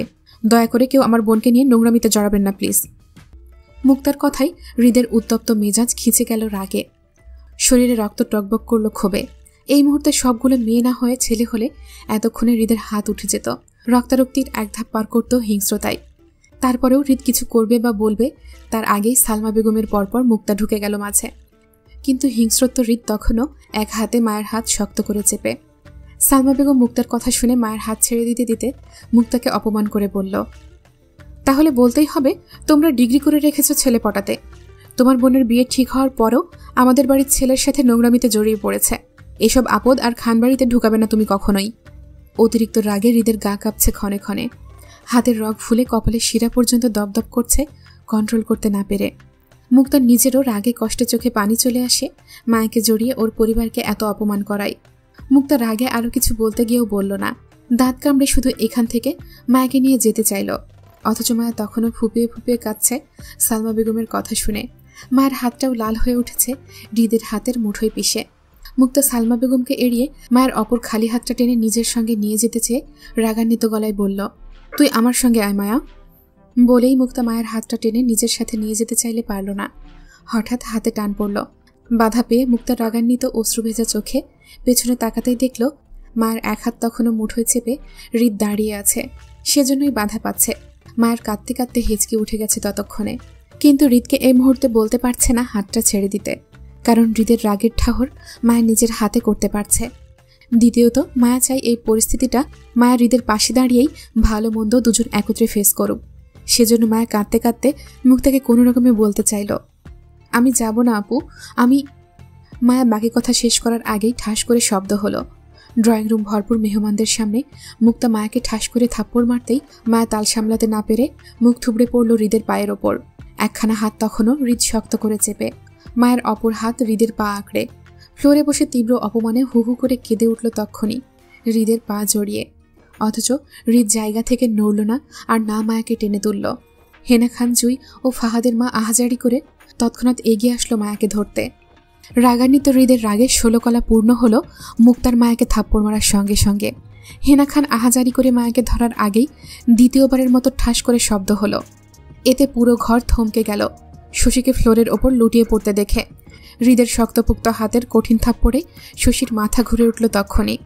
ঝাপসা চোখে থ মেরে বসে রইল কয়েক সেকেন্ড। ঠোঁট দিয়ে তাজা গরম রক্ত গড়িয়ে পড়তেই শব্দ করে কেঁদে উঠল শশী।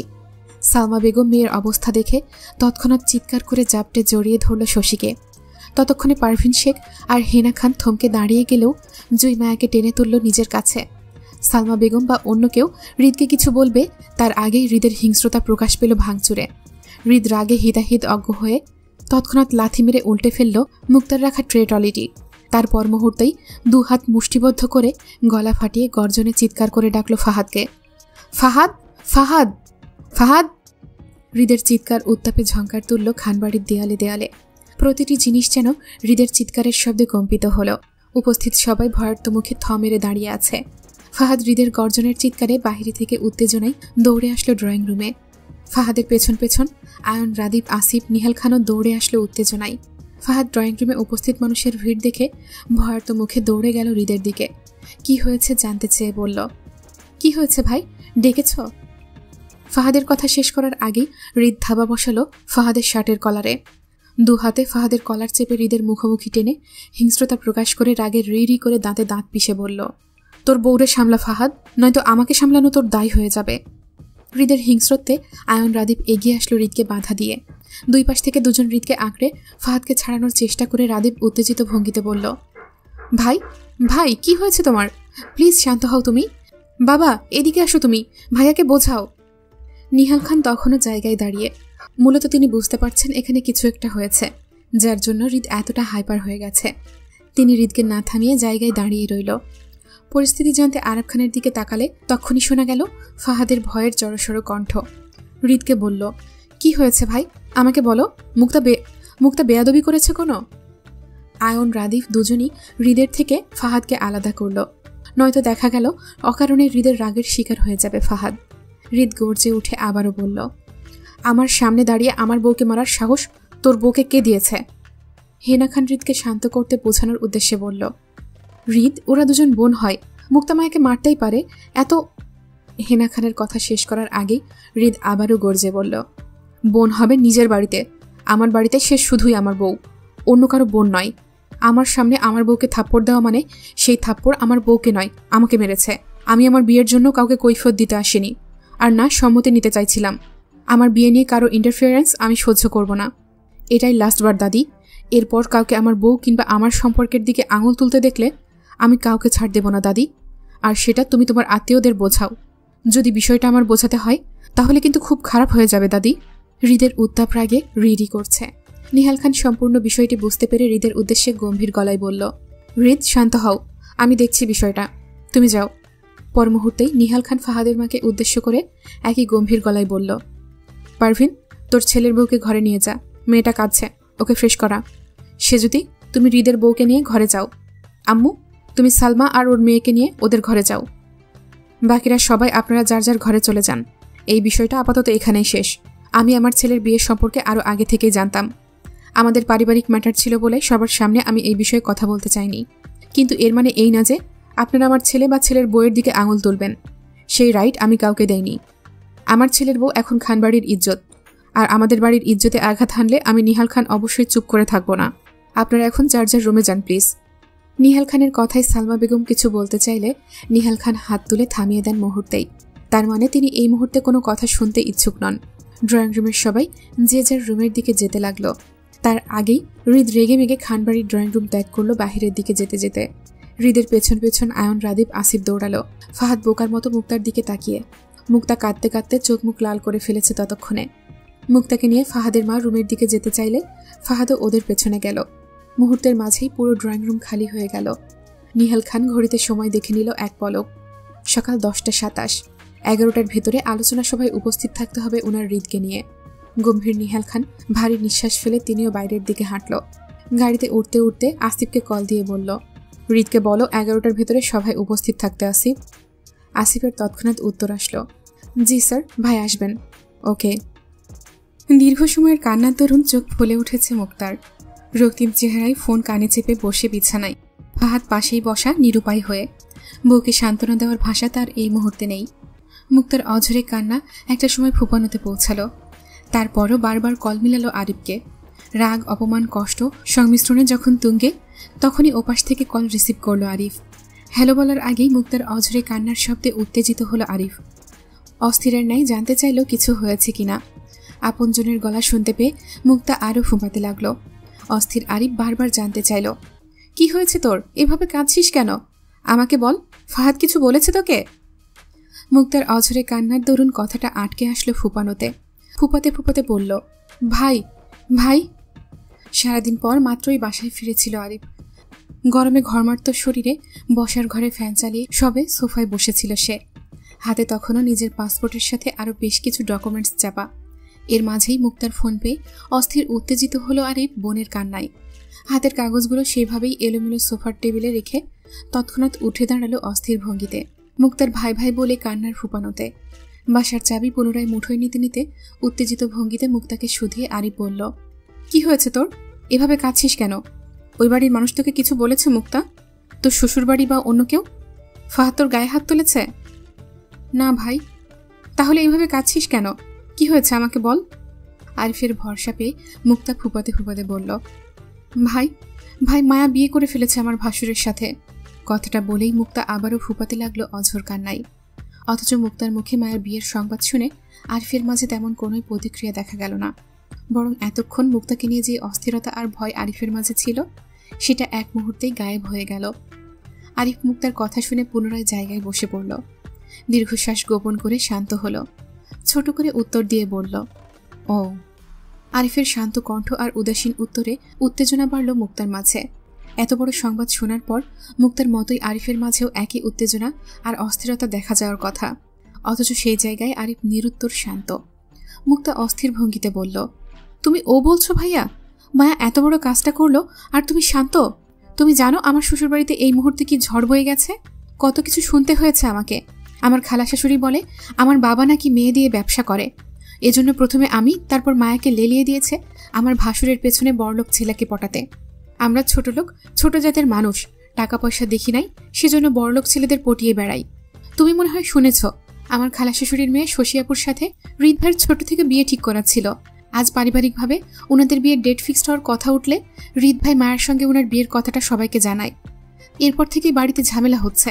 আমার ভাসুর শশিয়াপুর গায়ে হাত তুলেছেন, এজন্য আমার শ্বশুরবাড়ির সবাই আমার উপর রেগে আছে। তারা কেউ চাইছে না আমি মায়াকে নিয়ে এই বাড়িতে থাকি। আর এই প্রথম আমার শাশুড়ি আমাকে মায়ের জন্য কত কথা শুনিয়ে গেল। ওনাদের ভালো ছেলেটাকে মায়া কিভাবে পটিয়ে বিয়ে করে ফেললো সেটা নিয়ে আমাকে কথা শুনিয়ে গেল। ভাই ভাই মায়া কেন এমন কাজ করলো? মায়ের জন্য এখন আমার সংসারটাও ভাঙতে বসেছে। মুক্তার দীর্ঘ কথাগুলো আরিফ নিশ্চুপে শুনল। আরিফ আগে থেকেই জানতো এমন কিছু হবে, মায়ের জন্য মুক্তার সংসারে ইফেক্ট পড়বে সেটাও জানতো। কিন্তু যেটা হয়ে গেছে সেটা বলে কিছু করার নেই, বরং এই উত্তপ্ত পরিস্থিতি সামাল দিয়ে যা করণীয় তাই করতে হবে। আরিফ দীর্ঘশ্বাস ফেলে আবারও শান্ত কণ্ঠে মুক্তাকে বোঝাতে চেয়ে বলল, ফাহাদকে বল তোকে আর জুইকে আমার কাছে দিয়ে যেতে। তুই কিছুদিন আমার ফ্ল্যাটে থাক, দেখবি সব এমনিই ঠিক হয়ে গেছে। আরিফের কথাই মুক্তা আতঙ্কিত গলায় বলল, আর মায়াকে আনবো না ভাই? ও কই থাকবে? আরিফ আগের ন্যায় শান্ত কণ্ঠেই বলল, মায়া ওইখানেই থাক, তুই চলে আয় জুইকে নিয়ে। মায়ের চিন্তায় মুক্তা ফের বলল, না ভাই, আমি মায়াকে এখানে একা রেখে যেতে পারবো না। তুমি জানো ভাই, আমার শ্বশুরবাড়ির সবাই আমার আর মায়ের উপর ভীষণ রেগে আছে। আর এই পরিস্থিতিতে আমি যদি ওকে সবার মাঝে একা ফেলে চলে যাই তাহলে সবাই মায়াকে কি করবে? তো আরিফ মুক্তার কথা শেষ হওয়ার আগেই বলল, কেউ কিচ্ছু করতে পারবে না, মা ওর জায়গায় আছে। তোকে যা বলেছি তুই তাই কর। তুই জুইকে নিয়ে আমার কাছে চলে আয়, বাকিটা আমি দেখে নেব। মুক্তা জিদ্দি গলায় বলল, কিন্তু ভাই মায়া, ওকে কিভাবে আমার শ্বশুরবাড়িতে রেখে আসবো? তোকে এত সব চিন্তা করতে হবে না, ওইটা তোর না মায়ের শ্বশুরবাড়ি। মায়াকে প্রোটেক্ট করার জন্য ওর হাজব্যান্ড আছে, বরং তোর জায়গাটা ওই বাড়িতে শূন্য। তোর দিকে ওই বাড়ির সবাই সহজেই আঙুল তুলতে পারবে, কিন্তু হৃদ খানের বউকে কিছু বলার সাহস কেউ করতে পারবে না। সেজন্য বলছি, এই পরিস্থিতিতে তুই ফেসে যাবি যদি এরপরেও খান বাড়িতে থাকিস। তুই আমার কাছে চলে আয়, দেখবি সবকিছু ঠিক হয়ে যাবে। হৃদ খান নিজের বইয়ের হেফাজত করতে জানে। আরিফের কথায় মুক্তার কান্না থেমে গেল। থমেরে বসে রইল হতবাক হয়ে। ভেবে দেখল আরিফের কথাগুলো আসলেই সত্যি। এত উত্তপ্ত পরিস্থিতিতেও কেউ মায়াকে কিছু বলতে যাচ্ছে না, আর না কেউ মায়াকে দোষী করছে। সবাই মুক্তাকেই দোষী করছে সবকিছুর জন্য। মায়ের হয়ে মুক্তাকেই অপমান করছে বারবার। হয়তো হৃদের ভয়ে মায়াকে কেউ কিছু বলতে যাচ্ছে না। তাছাড়া মায়ের পক্ষে তো স্বয়ং নিহাল খানও দাঁড়িয়ে মায়াকে খানবাড়ির ইজ্জত বলেও দাবি করেছেন তিনি। এত কিছুর পর অবশ্যই কারো সাহস হবে না এই মুহূর্তে মায়াকে কিছু বলতে যাবার। কিন্তু মুক্তার পেছনে কে আছে? ওর শ্বশুর শাশুড়ি, আর না ওর স্বামী। ফাহাদ তো ভদ্র ছেলের খেতাব নিয়ে বসেই আছে। অবশ্যই বউয়ের জন্য কথা বলার সাহস হবে না তার। সকল ঝড়ঝাপটা তো এখন মুক্তার উপর দিয়েই যাবে।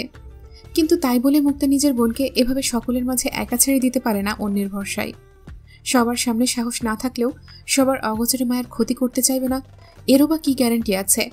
শশীর মা যেই পরিমাণ মায়ের উপর রেগে আছেন শশীকে হৃদয়ের থাপ্পড় মারা নিয়ে, এর শোধ অবশ্যই তিনি মায়ের উপর তুলবেন। মায়ের উপর রাগ আছে সেটা ভিন্ন কথা, কিন্তু তাই বলে মায়াকে বিপদের মুখে একা ফেলে চলে যাওয়াটা কোনো বড় বোনের কাজ নয়।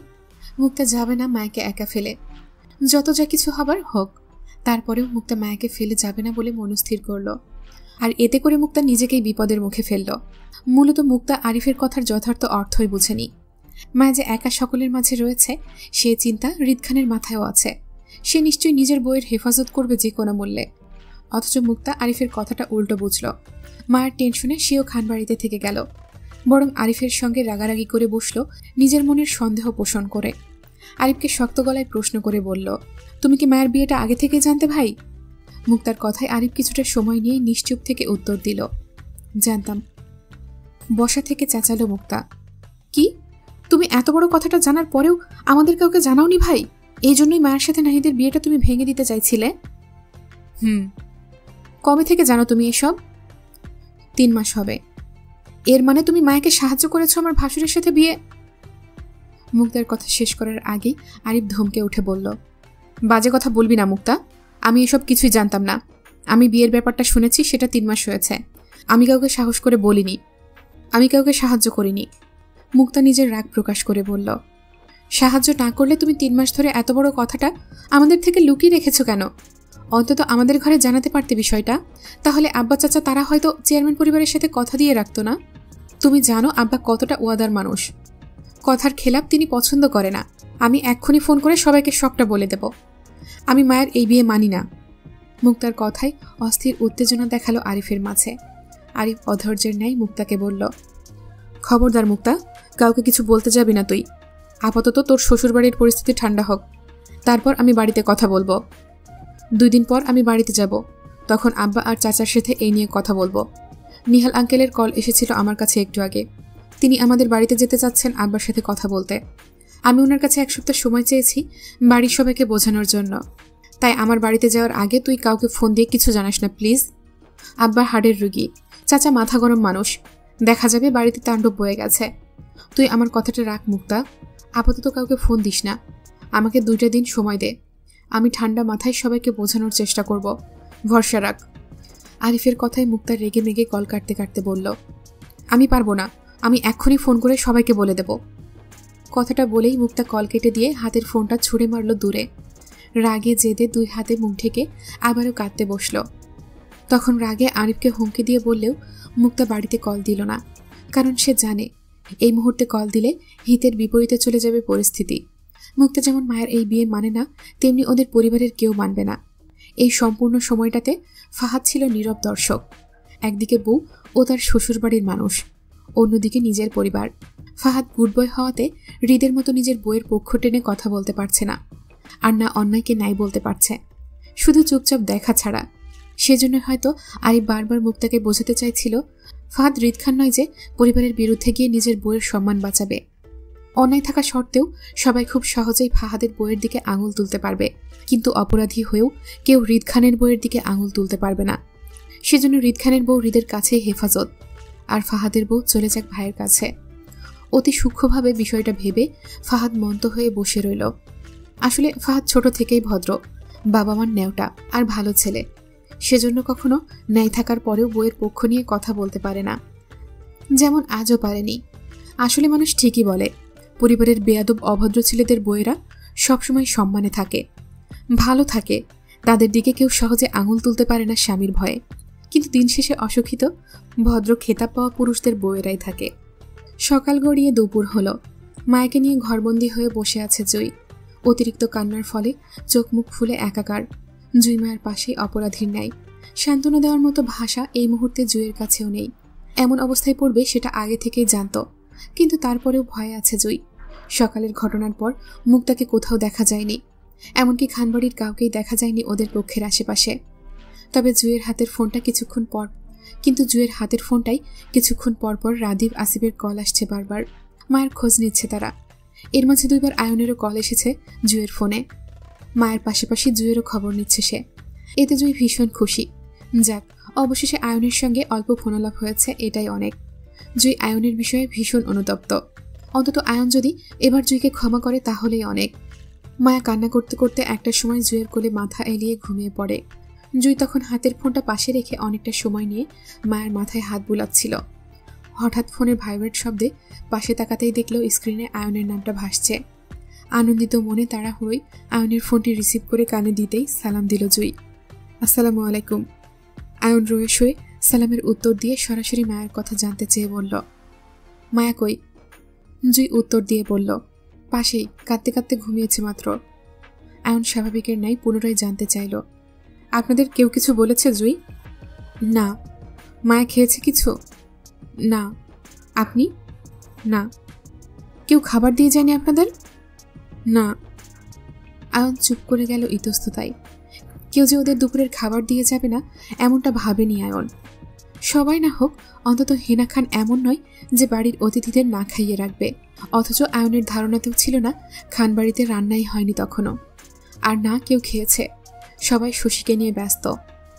অস্থির উত্তেজনায় দুর্বল মানসিকতার জন্য জ্ঞান হারিয়ে বেডে শুয়ে শশী, যার জন্য হেনা খান কক্ষ হতে বের হয়ে মায়াদের খোঁজ নিতে পারেনি। এর মাঝে খানবাড়ির পারিবারিক ডক্টর এসে শশীকে চেক আপ করেও গেছে একবার। শশীকে রেস্ট নিতে বলে তিনিও বেড়ে গেছেন, এই বলে যেন শশীকে মানসিক চাপ থেকে দূরে রাখে সবাই। শশীকে ঘুমে দেখে আশ্বস্ত হয়ে সবাই এসে বসলো বাড়ির ড্রয়িং রুমে। তোড়জোড় চালিয়ে হেনা খান ছুটল বাড়ির সদস্যদের জন্য দুপুরের খাওয়ার আয়োজন করতে। সময় তখন 12টা পার হয়ে 1টার ঘরে। অসময়ে ফোন আসলো আয়নের জুইয়ের ফোনে। আয়ন জুই দুজনেই জানে না নিচে কি হচ্ছে।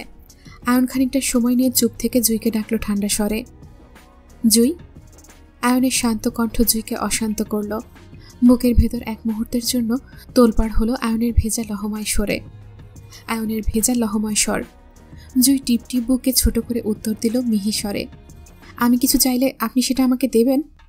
আয়ন কিছু চাইবে আর জুই তা দেবে না, সেটা কখনো হবে না। জুইয়ের সাধ্যের ভেতর থাকলে অবশ্যই দেবে সেটা। আয়নের কথার যথার্থ অর্থ না বুঝেই জুই তৎক্ষণাৎ সম্মতি দিয়ে বসল। অবশ্যই দেব, কি চাই আপনার বলুন? জুইয়ের তাড়াহুড়ো বাচ্চা নিতে আয়ন স্নিগ্ধ হাসল। আয়নের চাইতে দেরি, অথচ জুইয়ের রাজি হতে দেরি হলো না। কিন্তু আয়ন জানে, যখন আয়ন সত্যি সত্যি জুইয়ের কাছ থেকে কিছু চাইবে, তখন এই জুই সবার আগে আয়নকে ফিরিয়ে দেবে। আয়নের হাসির শব্দ জুইয়ের কানেও বাজল। মুহূর্তেই ভালো লাগা ছেয়ে গেল মনের ভেতর। আজ কতদিন পর সে আয়নের মন মাতানো স্নিগ্ধ হাসির শব্দটা পেল। এই হাসি যেন জুইয়ের চিরচেনা, অতি পরিচিত। বেখেয়ালি জুইয়ের ধ্যান ভাঙাতে আয়ন আবারও বলল, এখন রাজি হচ্ছেন, পরে আবার পল্টি নেবেন না তো জুই? আমি কিন্তু আপনার থেকে দরকারি কিছু চাই। জুই স্বতঃস্ফূর্ততার সঙ্গে বলল, অবশ্যই দেব, পল্টি নেওয়া আমার স্বভাবে নেই। আয়ন জুইকে খোঁচা মেরে বলল, আপনার স্বভাব সম্পর্কে আমি অবগত জুই। আপনি পল্টি না, শুধু অস্বীকার করেন, সত্যকে মিথ্যা বানান, ব্যাস এতটুকুই। আয়নের কথায় জুই চুপ করে গেল মন খারাপে। জুই বুঝতে পারছে আয়ন পূর্ব কথার রেশ ধরেই এখনও জুইকে খোঁচা মারছে। অপরাধী জুই তা সয়ে নিল। সে অপরাধী, আয়নের সাথে সম্পর্কটা সে অস্বীকার করেছিল। এজন্য এখন এতটুকু খোঁচা তো জুই সহ্য করতেই পারে, তাই না? আয়ন জুইয়ের মন খারাপের চুক্তিটা বুঝে সিরিয়াস গলায় বলল, আমার সাথে কাল দেখা করবেন জুই? জুই মন খারাপে আয়নের কথা শুধিয়ে বলল, আচ্ছা, কিন্তু কাল কেন? আপনি চাইলে এখনই দেখা করতে পারেন, আমি তো আপনার নানুর বাড়িতেই আছি। তা আছেন হয়তো, কিন্তু আমি খানবাড়িতে ফিরতে ফিরতে আপনি হয়তো আর থাকবেন না জুই। একটু পর আসিফ আসবে আপনাকে নিয়ে যেতে, তাই কাল আমি মুরাদপুর আসবো আপনার সাথে দেখা করতে। আয়নের কথায় জুই খানিকটা অধৈর্যের ন্যায় শুধিয়ে বলল, আমি একা যাব? মায়া যাবে না আমার সাথে? ও কোথায় থাকবে এখানে? হৃদের বউ হৃদ জানে সে কোথায় রাখবে, আপনার এত চিন্তা না করলেও চলবে। আপনার তো জামাই নেই, সেজন্য আমি আপনার হয়ে তদারকি করছি। আপনার যখন একটা ব্যক্তিগত মানুষ চলে আসবে, তখন আমিও না হয় দূরে চলে গেলাম। আয়নের কথায় জুই বেশ কষ্ট পেল। মুখ ফুটে বলতে পারল না, আপনি তো আমার ব্যক্তিগত মানুষ ডাক্তার সাহেব, আমার ভুল হয়েছে, এবারের মতো আমাকে ক্ষমা করে দিন। জুইয়ের নিশ্চুপতায় আয়ন ফের বলল, কাল আসলে দেখা করবেন তো জুই? তাহলে আশা করা যায় আপনি আমাকে ফেরাবেন না? জুই মন খারাপে বলল, কি চাই এখনই বলে দেন, সাধ্যে থাকলে আমি অবশ্যই দেব, সাধ্যে না থাকলে দরকার হলে জোগাড় করে দেব, তারপরেও আপনাকে ফেরাবো না। আসলেই দিবেন? সত্যি তো? তাহলে চাইব। বলুন কি চান? সত্যি তো? বললাম তো দিব। অয়ন বেশ সিরিয়াস গলায় বলল, ঠিক আছে, আপনাদের একটা শ্যামসুন্দরী ফ্রেন্ড আছে না, লম্বা করে, কি জানি নাম, নাদিয়া নাকি একটা ফ্রেন্ড আছে না, ওর নাম্বারটা আমাকে দিবেন প্লিজ। আসলে মেয়েটার প্রেমে পড়েছি আমি, তাই আপনার ফ্রেন্ডের নাম্বারটা লাগবে জুই। আয়নের কথায় জুই তবদা খেয়ে মৃদু চেঁচালো, কি? আপনি আপনি আর নাদিয়া? অসম্ভব। কেন অসম্ভব জুই? সত্যি আমার আপনার ফ্রেন্ড নাদিয়াকে ভালো লেগেছে। আমরা দুজন একই রঙের মানুষ, সেজন্য আমাকে নাদিয়া অস্বীকার করবে না। আপনার মতো সুন্দরী প্রেমিকা বানাতে গেলে তো 2 দিন পর পর আমাকে অস্বীকার করবে কালো বলে। এজন্য নিজের সেফটি হিসেবে ভাবলাম নিজের গায়ের সাথে মিল রেখে কাউকে পছন্দ করি। জুই, কাল যখন আপনি আসবেন তখন অবশ্যই নাদিয়াকে সঙ্গে করে নিয়ে আসবেন। দুজনের অফিসিয়াল মিট আপ হয়ে যাক, কি বলেন? করবেন না আমার জন্য এতটুকু? রাগে দুঃখে মেজাজ দেখে জুই ঠাস করে কল কেটে দিল। আয়নের কথায় জুইয়ের ভীষণ কান্না পাচ্ছে। আয়ন জুইয়ের কাছে নাদিয়ার নাম্বার চাইবে, সেটা স্বপ্নেও ভাবেনি জুই। ওর মন ভাঙা কষ্ট যখন চোখের নোনা জল হয়ে গাল বেয়ে গড়িয়ে পড়ছিল, ঠিক তখনই দুর্বল শরীরে কক্ষে প্রবেশ করল শশী। ফোলা ফোলা চোখ আর খোলা চুলে দরজা ঠেলে সোজা এসে বসল মায়ের পায়ের কাছে ফ্লোরে। 2 হাতে মায়ের 2 পা চেপে ফ্লোরে বসল বিছানায় কপাল ঠেকিয়ে। শরীর কাঁপিয়ে গোঙালো কান্নায়। মায়া তখনও জুইয়ের কোলে মাথা রেখে ঘুমিয়ে। শশীর হঠাৎ আগমনে জুই নিজের কষ্ট ভুলে ভয়ে আঁতকে উঠল ঘুমন্ত মায়াকে 2 হাতে জাপটে ধরে। মায়ের গাঢ় ঘুম হঠাৎ ছুটে গেল কারো কান্নার ফুপানোতে। ঘুমন্ত মায়া ধরফড়িয়ে উঠে বসতে চাইলে টান পড়ল পায়ে। আতঙ্কিত ভঙ্গিতে পায়ের কাছটায় তাকাতেই দেখল শশী 2 হাতে মায়ের 2 পা চেপে বিছানায় কপাল ঠেকিয়ে ফুপাচ্ছে আর কাঁদছে। তাড়াহুড়োই মায়া শশীর হাত থেকে নিজের পা ছাড়াতে চেয়ে বলল, আপু কি করছেন? উঠে বসুন, পা ছাড়ুন প্লিজ। শশী সেইভাবেই মায়ের পায়ে হাত দিয়ে বসে, দুর্বল শরীরে কান্নার শব্দও নিশ্চুপ। মানুষের জীবনে অনাকাঙ্ক্ষিত অপ্রত্যাশিত কিছু ধাক্কা যেমন ভেতর থেকে ভেঙে চুরে গলিয়ে দেয় মানুষকে, ঠিক তেমনি শশীর মন মস্তিষ্ক দুটোই এই মুহূর্তে ভেঙে চুরে ঘায়েল হয়ে আছে। কাচের টুকরোর ন্যায় দ্বিখণ্ডিত হয়ে আছে শশীর সাজানো গোছানো স্বপ্নগুলো। বুক ফাটা আর্তনাদে সেইভাবেই লুটিয়ে পড়ে শশী বলতে লাগলো, সবই তো আমার ছিল মায়া, তাহলে আমার জায়গায় তুমি কিভাবে এসে গেলে? আমার মানুষটা কিভাবে তোমার হয়ে গেল? এইসব তো আমার হওয়ার কথা ছিল, তাই না? তাহলে আমি ভুল করলাম কোথায়? এই বাড়ি, এই ঘর, এই মানুষগুলো সবই তো আমার আপনজন। তাহলে তোমার কিভাবে হলো? জন্ম থেকে বড় হলাম এই বাড়িতে, ভালোবাসলাম এই বাড়ির ছেলেকে। আমাকে আঙুল দিয়ে দেখানো হয়েছে এইটা আমার শ্বশুর বাড়ি, হৃদ খান আমার ভবিষ্যৎ স্বামী। হৃদের জন্য কখনো কোনো খারাপ রিলেশনে জড়াইনি। কলেজ লাইফে আমার একটা ক্লাসমেটকে আমার ভালো লাগতো। ছোট ছিলাম, আবেগী বয়সে প্রায় 6 মাস প্রেমও করেছিলাম, কিন্তু কখনো খারাপ কিছুতে জড়াইনি। তবে একটা সময় যখন বুঝতে পারলাম আমি আসলে হৃদকে ছাড়া অন্য কাউকে কখনোই ভালোবাসতে পারবো না, তখন থেকে হৃদকে ছাড়া দ্বিতীয় কোনো পুরুষের দিকে চোখ তুলে তাকাইনি পর্যন্ত। আমার অনেকটা বছরের সাজানো গোছানো স্বপ্নে তোমার আগমন ছিল ধ্বংসের ন্যায় মায়া। ঠুনকো হাওয়ায় ঝরে গেল সব। আজ আমি সবকিছু হারিয়ে নিঃস্ব শূন্য হয়ে গেলাম। শশীর কান্নায় মায়ের অপরাধবোধ বাড়ল। সে সত্যিই কারো সাজানো গোছানো স্বপ্নে ঢুকতে চায়নি, আর না শশীকে কষ্ট দিতে চেয়েছে।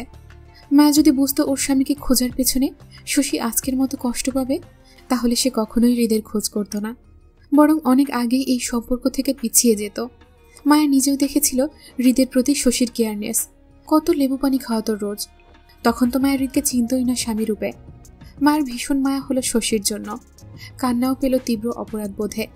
মায়া 2 হাতের মুঠোয় শশীর হাত নিজের পা থেকে সরাতে চেয়ে বলতে লাগলো, আবু প্লিজ এমন বলছেন কেন? আমি সত্যি আপনার কষ্টের কারণ হতে চাইনি। আমাকে মাফ করবেন সবকিছুর জন্য। আপনি প্লিজ উঠে বসুন। মায়ের কথায় শশী মাথা তুলে তাকালো। অনেক সময় নিয়ে কান্নার দরুন মায়েরও চোখ মুখ ফুলে আছে। শশী মায়ের চোখের দিকে তাকাতেই গাল ছুঁয়ে টুপ করে অশ্রু গড়ালো নিচে। কষ্টায়িত ভেজা গলায় শশী ফের বলল, আমার স্বপ্ন ভাঙা কষ্টে বুকটা হাহাকার করছে মায়া। মনে হচ্ছে আমি ধ্বংস হয়ে গিয়েছি, সর্বস্ব হারিয়ে নিঃশেষ হয়ে গেছি। প্লিজ মায়া, আমার সবকিছু আমাকে ফেরত দাও না। আমি আমার সবকিছু তোমার কাছে ভিক্ষা চাইছি। আমার স্বপ্ন, আমার ভালোবাসা, আমার হৃদ আমাকে ফিরিয়ে দাও। আমি বাঁচতে পারবো না হৃদকে ছাড়া। প্লিজ দয়া করো আমার ওপর। আমার আর হৃদের মাঝে তুমি এসো না। আমাদের জীবন থেকে চলে যাও প্লিজ। আমি তোমার পায়ে পড়ছি, প্লিজ দয়া করো। শশীর হাহাকারের কান্নায় মায়া কেঁদে উঠল। ও কিভাবে ওর স্বামীকে ছাড়া থাকবে? মায়া তো স্বামীর চেহারা না দেখেই ভালোবেসেছিল, তাহলে আজ কিভাবে অন্য কারোর জন্য সেই স্বামীকে ছেড়ে দিবে? মায়া বুঝতে পারছে শশীর অনেকটা বছরের সাজানো স্বপ্ন ভেঙে গেছে, কিন্তু তাই বলে মায়া তো এখানে অপরাধী নয়। হৃদ খান মায়ার প্রেমিকা নয় যে ব্রেকআপ করে নেবে। মায়া হৃদের বিবাহিত বউ, যেখানে প্রেমের মতন চাইলেই ব্রেকআপ করা যায় না, তালাক দিতে হয়। মায়া নিজের জীবন থাকতে কখনোই তালাক শব্দটা নিজের জীবনে ছড়াতে দেবে না। মায়া শশীর 2 হাত মুঠোয় নিয়ে বোঝাতে চেয়ে বলল, এসব কি বলছেন আপু? আমি বিবাহিত, ওনার সাথে আমার বিয়ে হয়েছে। আপনি আমার কাছে আমার স্বামীকে ভিক্ষা চাইছেন, যেটা দিতে আমি অক্ষম। প্রেমিক হলে ব্রেকআপ করে নিতাম, কিন্তু স্বামী স্ত্রীর মধ্যকার সম্পর্কে ব্রেকআপ হয় না। আমি পারবো না আপনার কথা রাখতে। মায়ের কথায় শশী 2 চোখের পানি ছেড়ে দিয়ে আকুতির স্বরে বলল, তোমার সামান্য 2 দিনের পরিচয়ের বিয়ের জন্য হৃদকে ছাড়তে পারবে না? তাহলে ভাবো, আমার 20 বছরের স্বপ্ন ভেঙে তার উপর তুমি ঘর বানাচ্ছ, সেটা কিভাবে আমি মেনে নেব? শশীর কথাটা মায়ের পছন্দ হলো না। মায়া মোটেও কারো স্বপ্ন ভেঙে নিজের ঘর সাজাচ্ছে না, বরং হৃদকে মায়া চিনতও না, আর না হৃদ চিনত মায়াকে। দুজনের হঠাৎ অনাকাঙ্ক্ষিতভাবে বিয়ে হয়েছিল। কেউ নিজে থেকে চাইতো না এই বিয়েটা। পরিস্থিতির দায়ে কিংবা ভাগ্যে একত্রে লেখা ছিল বলে দুজনের বিয়ে হওয়ার 2 বছর পরও ওরা একে অপরের খোঁজ পেয়েছে। এখানে ওরা কেউ ইচ্ছাকৃতভাবে কিছুই করেনি, বরং শশী যেটা করছে সেটা ইচ্ছাকৃত। মায়া শশীকে বোঝাতে চেয়ে বলল, আমি আপনার স্বপ্ন ভেঙে ঘর বানাইনি আপু। আমার ভাগ্যে যে ছিল তার সাথেই ঘর বানানোর চেষ্টা করছি, বরং আপনি জোর করে সেটা পেতে চাচ্ছেন, যেটা আপনার ভাগ্যে নেই। আপনি ভুল মানুষকে মন দিয়েছেন। মায়ের কথায় শশী হা করে নিঃশ্বাস নিল। অতি কষ্টে বুকটা হাহাকার করছে ওর। নিঃশ্বাস আটকে আসছে বারবার। এত বছরের যত্নে করা ভালোবাসাকে কত সহজেই মায়া বলে ফেলল শশী ভুল মানুষকে ভালোবেসেছে এতদিন। যে ভাগ্যে ছিল না তাকে মন দিয়েছে। আসলেই কি তাই? যে ভাগ্যে থাকে না সে কেন মনে বসত গড়ে? কেন? শশী মায়ের চোখে চোখ রেখে দুই নয়নের অশ্রু ফেলে অসহায় গলায় মায়াকে বলল, আমি শূন্য, তুমি পূর্ণ। আমি হারিয়েছি, তুমি পেয়েছ। আজ আমি কাঁদছি, হয়তো একদিন চুপ হয়ে যাব। এভাবে আমার মানুষটা তোমার, আমার স্বপ্ন তোমার, আমার ভালোবাসা তোমার, তোমার দুঃখ আমার। শশীর চোখে তার অসহায়ত্ব প্রকাশ পেল। ভালোবাসা হারানোর তীব্র বেদনা দেখা গেল। মায়া শশীর দুই হাত ধরে রাখা অবস্থায় কিছু বলতে চাইল, কিন্তু তার আগেই ভেসে আসলো কারো গভীর কণ্ঠ। নাটক করা শেষ তোর, নাকি আরও বশীকরণ করা বাকি আছে?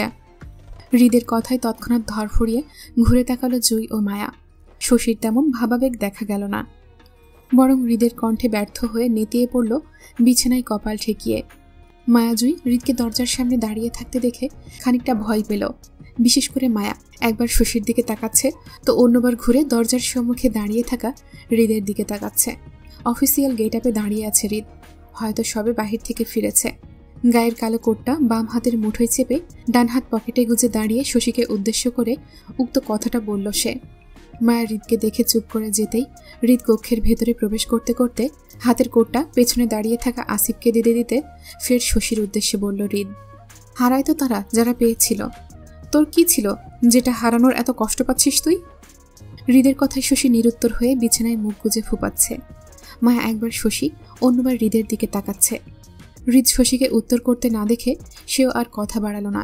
এমনিতেই সকালের ঘটনা নিয়ে মন মেজাজ তার খারাপ। এখন আবার বাড়ি ফিরে শশীকে মায়ের রুমে দেখবে সে ভাবেনি। মায়া শশীর দুজনের কথাই হৃদ শুনেছে। হয়তো হৃদের আসতে আরও একটু দেরি হলে এখানে কি ঘটতে পারত সেই ধারণা আছে হৃদের। প্রথমে শশী মায়াকে নিজের কথাই ইমোশনাল করে বোঝাতে চাইতো হৃদের জীবন থেকে চলে যেতে।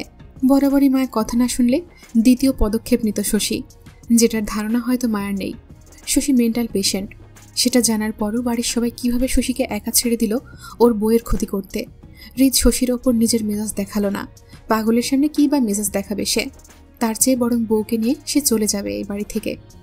এই বাড়িতে তার বউ আপাতত সেভ না।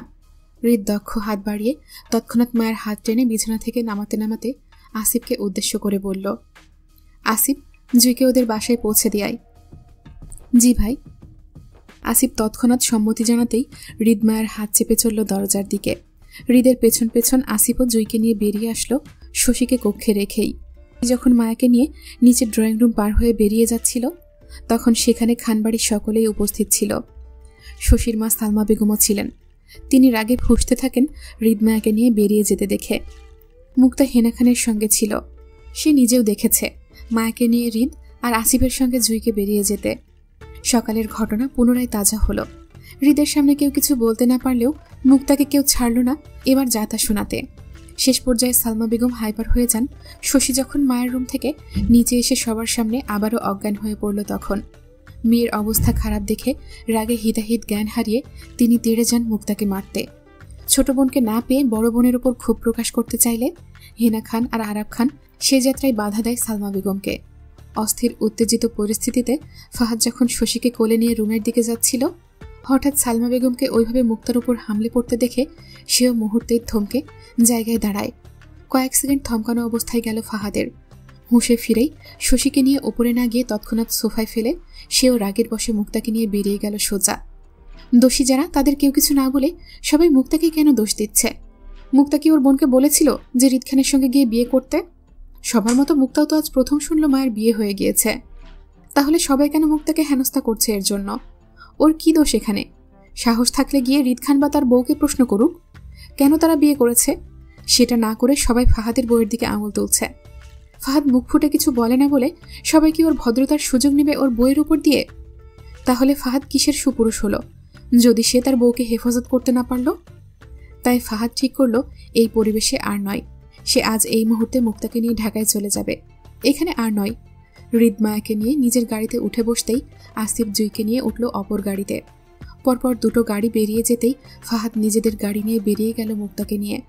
অসহায় অপমানিত হওয়া মুক্তা তখনও ফুপিয়ে ফুপিয়ে কাঁদছে তীব্র অপমানে। আজ পর্যন্ত ওর বাবা মা কেউ গায়ে হাত তোলেনি শত অন্যায়ের পরেও। এমনকি এতদিনের রিলেশনে ফাহাদ পর্যন্ত ওর গায়ে হাত তোলা তো দূরে থাক, উঁচু গলায় দুটো কথা পর্যন্ত বলেনি। সেখানে মায়ের জন্য নিজের শ্বশুরবাড়িতে ওকে আজ কতটা অপমানিত হতে হলো। গায়ে হাত তোলার নবাব পর্যন্ত হয়ে গেল। এই সবই হয়েছে মায়ের জন্য। মায়া কিভাবে পারল ছোট বোন হয়ে মুক্তাকে এই পরিস্থিতিতে ফেলতে? নিশ্চুপ উদাস ভঙ্গিতে চুপচাপ নত মস্তিষ্কে বসে মায়া। হৃদ সামনে তাকিয়ে গাড়ির স্টিয়ারিং ঘোরাতে ঘোরাতে 2-3 বার চোখ ঘুরিয়ে দেখে নিল নত মস্তিষ্কের মায়াকে। সে সমাবেশ থেকে সোজা বাড়ি গিয়েছিল, তাই ফ্রেশ হওয়ার সুযোগ পায়নি। গায়ে সকালে সাদা শার্ট ও কালো প্যান্ট এখনো ইন করা, 2 হাতের শার্ট কোনোই অবধি টেনে ভাঁজ করা, বাম হাতের ঘড়ি খুলে ফোনের সাথে গাড়ির ডেস্কের ওপর রাখা, দক্ষ হাতে গাড়ির স্টিয়ারিং ঘোরাতেই দুবাহুর শক্ত পেশি ফুলে শার্ট ছিঁড়ে ছুঁড়ে যেন বেরিয়ে আসতে চাইছে। মায়া 2-1 বার আর চোখে হৃদকে দেখে পুনরায় নিচে তাকালো। হৃদকে কথা বলতে না দেখে কোলের ওপর 2 হাতের দিকে তাকিয়ে অনেক সময় পর মিনমিন গলায় মায়া বলল, শশী আপু মনে হয়। হৃদ মায়ের কথাটা শেষ করতে না দিয়ে শক্ত গলায় বলল, কার কি মনে হলো সেটা আপনার দেখার দরকার নেই ম্যাডাম। আপনার জামাই কি চাই সেটা দেখুন শুধু। আপনার জীবনের লক্ষ্য শুধুমাত্র আপনার জামাই হবে, অন্য কিছু নয়। যতদিন আমি বেঁচে আছি আমার থেকে আপনাকে আলাদা করার সাহস কারো বাপেরও নাই। যে আপনার দিকে আঙুল তুলবে আমি সোজা তাকে ওপরের টিকিট ধরাই দেব। হৃদ, আমার তুমি ছাড়া চলবে না, একদমই চলবে না। I need you and I mean it. হৃদের কথায় মায়া চুপ করে গেল। মায়া জানে এরপর কি হবে। আজকে যা হয়েছে নিশ্চয়ই এতক্ষণে মায়ের পরিবারে সেই খবর পৌঁছে গেছে। আচ্ছা, মায়ের পরিবার কিভাবে রিয়্যাক্ট করবে এইসব ব্যাপারে? যত কিছুই হোক, মায়া ওর স্বামীকে কোনো কিছুর জন্যই ছাড়বে না। বিয়ে তো ওরা অনেক আগেই করে ফেলেছে। ভুল যেহেতু হয়েছে তাই দরকার হলে মায়া সবার পায়ে পড়ে ক্ষমা চাইবে, তারপরও স্বামীর সঙ্গ ছাড়বে না ও। মায়া ভয়ে ভয়ে হৃদ থেকে জানতে চেয়ে বলল, আমাদের বাড়িতে মনে হয় এতক্ষণে বিয়ের খবরটা পৌঁছে গেছে, তাই না? আপনি কিছু জানেন এই ব্যাপারে?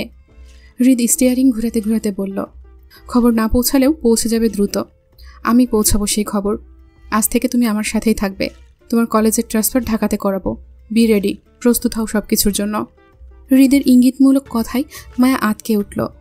মায়া মোটেও প্রস্তুত নয় দুজন একত্রে থাকার জন্য।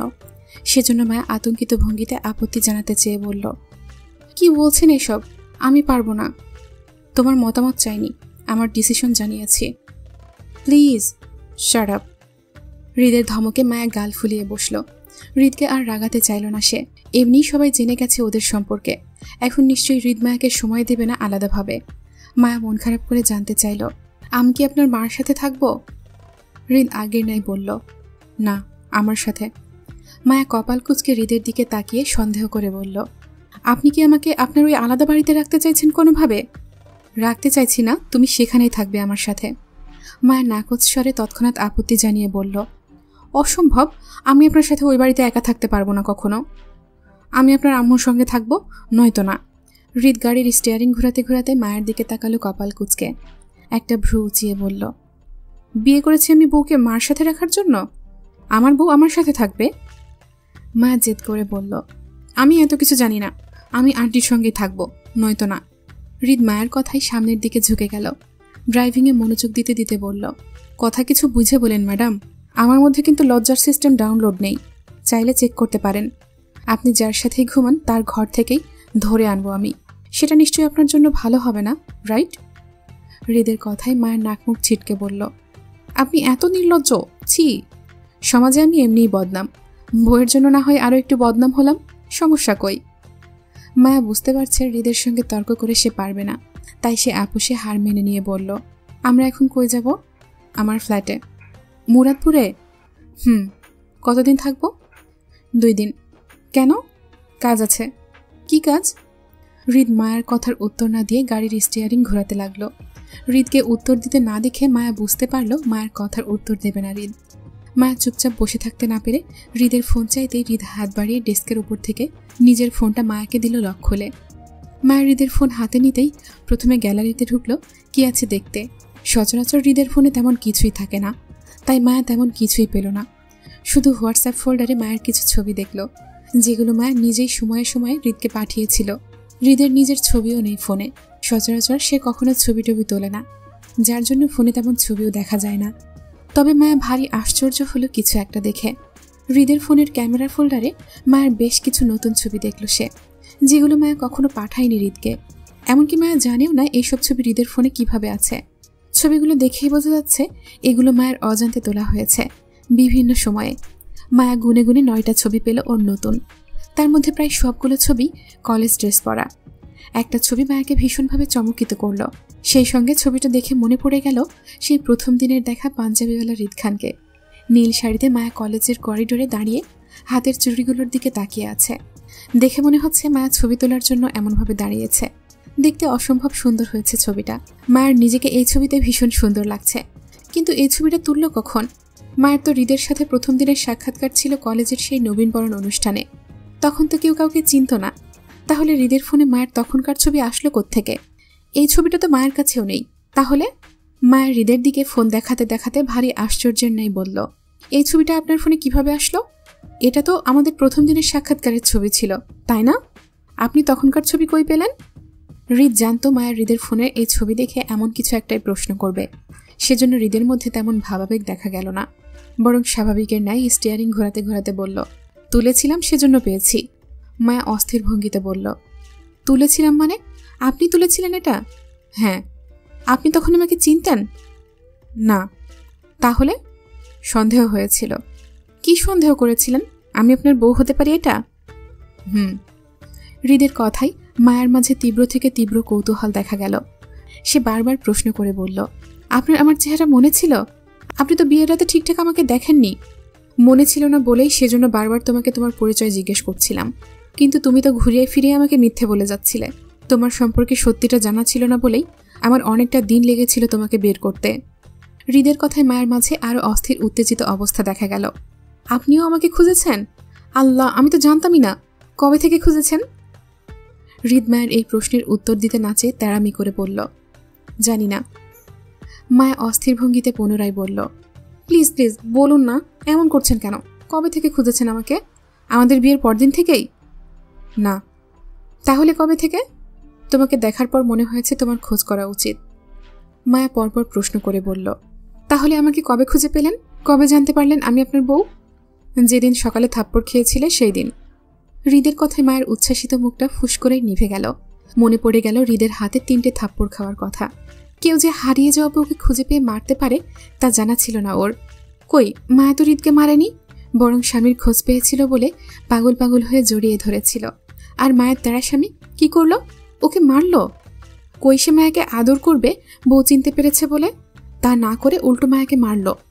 মায়া মন খারাপ করে হৃদকে পুনরায় প্রশ্ন করে বলল, আপনি সেদিন আমাকে ওইভাবে মারলেন কেন? হৃদের উত্তর আসলো তৎক্ষণাৎ, কারণ ছিল তাই। কি এমন কারণ ছিল যে হারিয়ে যাওয়া বউকে খুঁজে পাওয়ার পর মারতে হবে আপনাকে? একটু আদরও তো করতে পারতেন, তাই না? তুমি আদরের মানুষ না, তাই মেরেছি। আদর করতে না পারেন, অন্তত আপনি সত্যিটা জানার পর আমাকে জানাতে পারতেন, তাই না? মায়ের কথায় হৃদ ফির কপাল কুঁচকে মায়ের দিকে তাকাতে তাকাতে বলল, তুমি আমাকে জানিয়ে পালিয়েছিলে সেই রাতে যে আমি জানাবো? আমি জানাইনি বলে আপনিও জানাবেন না? আপনি তো দেখেছিলেন আমি কতটা পাগল পাগল হয়ে আপনার খোঁজ করছিলাম। তুমিও তো দেখেছিলে আমি সেই দিন রাতে অসুস্থ ছিলাম। তারপরও তো অজ্ঞান অবস্থায় আমাকে ফেলে এসেছিলে, তাই না? হৃদের কথায় মায়ের অপরাধ বোধ হলো। মায়া ফের মন খারাপ করতে করতে বলল, আমি আপনাকে ফেলে আসতে চাইনি। আমি তখন অনেক ভয় পেয়েছিলাম, সেজন্য ভয়ে ভয়ে শেষ রাতে পালিয়ে গিয়েছিলাম, যাতে কেউ আমার খোঁজ না পায়। হৃদ সামনের দিকে ঘুরে যেতে যেতে বলল, ব্যাস এতটুকুই? আপনি চেয়েছিলেন যাতে আমি আপনাকে খুঁজে না পাই, সেজন্য আমিও ধরা দিইনি। আপনার খোঁজের অপেক্ষায় ছিলাম। আপনি অনেক পাষাণ, নিষ্ঠুর, আমাকে একটুও ভালোবাসেন না। আপনাকে ভালোবাসার জন্যই সঙ্গে নিয়ে যাচ্ছি ম্যাডাম। আপনার কি কি ভালোবাসা চাই সেটা লিস্ট করুন মনে মনে, সব রাতে পোষাই দিব। হৃদের কথায় মায়া থতমত খেয়ে বসল। হঠাৎ হৃদ এমন কিছু বলবে তা মায়ের ধারণাতেও ছিল না। মায়ের হৃদের কথায় নাক মুখ ছিটকে বলল, ছি। কি ছি? আমাকে লিঙ্ক পাঠাতে পারেন, আপনার ছি মনে হয় না। আর আমি কিছু বললেই ছি? ইন্টারেস্টিং। হৃদের কথায় মায়া খেপে যাওয়ার মতো করে বলল, মিথ্যে বলেন কেন? কিসের লিঙ্ক পাঠিয়েছি আপনাকে? মায়ের কথায় হৃদ হেয়ালি করে বলল, আচ্ছা তাই? মেসেজ অপশনে যান, এখনও আপনার পাঠানো লিঙ্ক সেখানেই আছে। রাতের জন্য রেখে দিয়েছি আপনার সব লিঙ্কগুলো, সবগুলো একত্রে অ্যাপ্লাই করব তাই। হৃদের মুখে মেসেজ অপশনের কথা শুনেই মায়ের রাফার পাঠানো মেসেজগুলোর কথা মনে পড়ে গেল। মায়া নিজেও জানে না সেদিন রাফা হৃদকে কি পাঠিয়েছিল। মায়া হৃদের সঙ্গে কথা না বাড়িয়ে তৎক্ষণাৎ ঢুকলো মেসেজ অপশনে রাফার পাঠানো মেসেজগুলো দেখতে। পরপর 3টা মেসেজ রাফা পাঠিয়েছিল সেই দিন, বাকিগুলো মায়ার। মায়া রাফার লাস্ট 3টা মেসেজ পড়ে চোখ কপালে উঠল। সবগুলো আস্তাগফিরুল্লাহ মার্কা কথাবার্তা। ছি, এত নোংরা কথা কেউ কাউকে লিখে পাঠায়? সবগুলো কথাই কেমন নোংরা আর গা শিউরে ওঠার মতো। ছি। মায়া দাঁতে দাঁত চেপে রাফার পাঠানোর লিঙ্কটাতে ক্লিক করতেই মায়াকে গুগল 18+ ওয়েবসাইটে নিয়ে যেতেই অনাকাঙ্ক্ষিত কিছু ভিডিও দেখে তৎক্ষণাৎ চিৎকার করে উঠল হাতের ফোনটি ফেলে। ভাগ্যক্রমে সেই ফোন গিয়ে পড়ল হৃদের পায়ের ওপর। ফোনের স্ক্রিনে তখনও ভিডিও প্লে হচ্ছিল, সেই সাথে কিছু অদ্ভুত অদ্ভুত শব্দ। মায়া এক চিৎকারে লাফ দিয়ে উঠে বসল সিটের ওপর। 2 গালে হাত দিয়ে তওবা করতে করতে বলতে লাগলো, ছি ছি, আস্তাগফিরুল্লাহ, আপনি এত খারাপ, এইসব দেখেন, ছি। মায়ের কথায় হৃদ ঘাড় বেঁকে কপাল কুঁচকে তাকালো মায়ের দিকে। তাকে লিঙ্ক পাঠিয়ে এখন তাকেই দোষারোপ করছে সবকিছুর জন্য। বিষয়টা কেমন হয়ে গেল না? হৃদ গাড়ির স্পিড কমিয়ে আনলো, দৃষ্টি নত করে পায়ের দিকে তাকালো সে। সেখানে স্পষ্ট দেখা গেল কিছু অনাকাঙ্ক্ষিত দৃশ্য। হৃদের দেখা দেখিতে মায়াও তাকালো সেই দিকে ছিছি করতে করতে। ফোনের স্ক্রিনে চোখ পড়তেই আবারও আস্তাগফিরুল্লাহ নাউজুবিল্লাহ বলে চিল্লাতে লাগলো। হৃদ এক হাতে গাড়ির স্টিয়ারিং ঘোরাতে ঘোরাতে ঝুঁকে নিচে থেকে ফোনটা উঠালো। ফোনের স্ক্রিনের দিকে তাকিয়ে স্বেচ্ছায় ফোনের ভলিউম বাড়িয়ে মায়ের দিকে ফোনটা এগিয়ে দিতে দিতে বলল, তুমি চাইলে কন্টিনিউ করতে পারো, রাতের জন্য কাজে দেবে। মায়া তৎক্ষণাৎ নাকমুখ ছিটকে হৃদের থেকে দূরে সরে বসলো গাড়ির সাথে সিটিয়ে। উত্তেজিত গলায় বলল, ছি সরানিটা, আমি আপনার সাথে যাব না, আপনি অনেক খারাপ, কী সব দেখেন, ছি, গাড়ি থামান, থামান বলছি, অসভ্য লোক। হৃদ মায়ের কথা শুনল না, বরং ফোনটা বন্ধ করে ডেস্কের ওপর ঢিল মেরে রাখতে রাখতে বলল, সরি জান, আপাতত ফুল মুডে আছি, গাড়ি তো তোমার শ্বশুরবাড়িতে গিয়েই থামবে।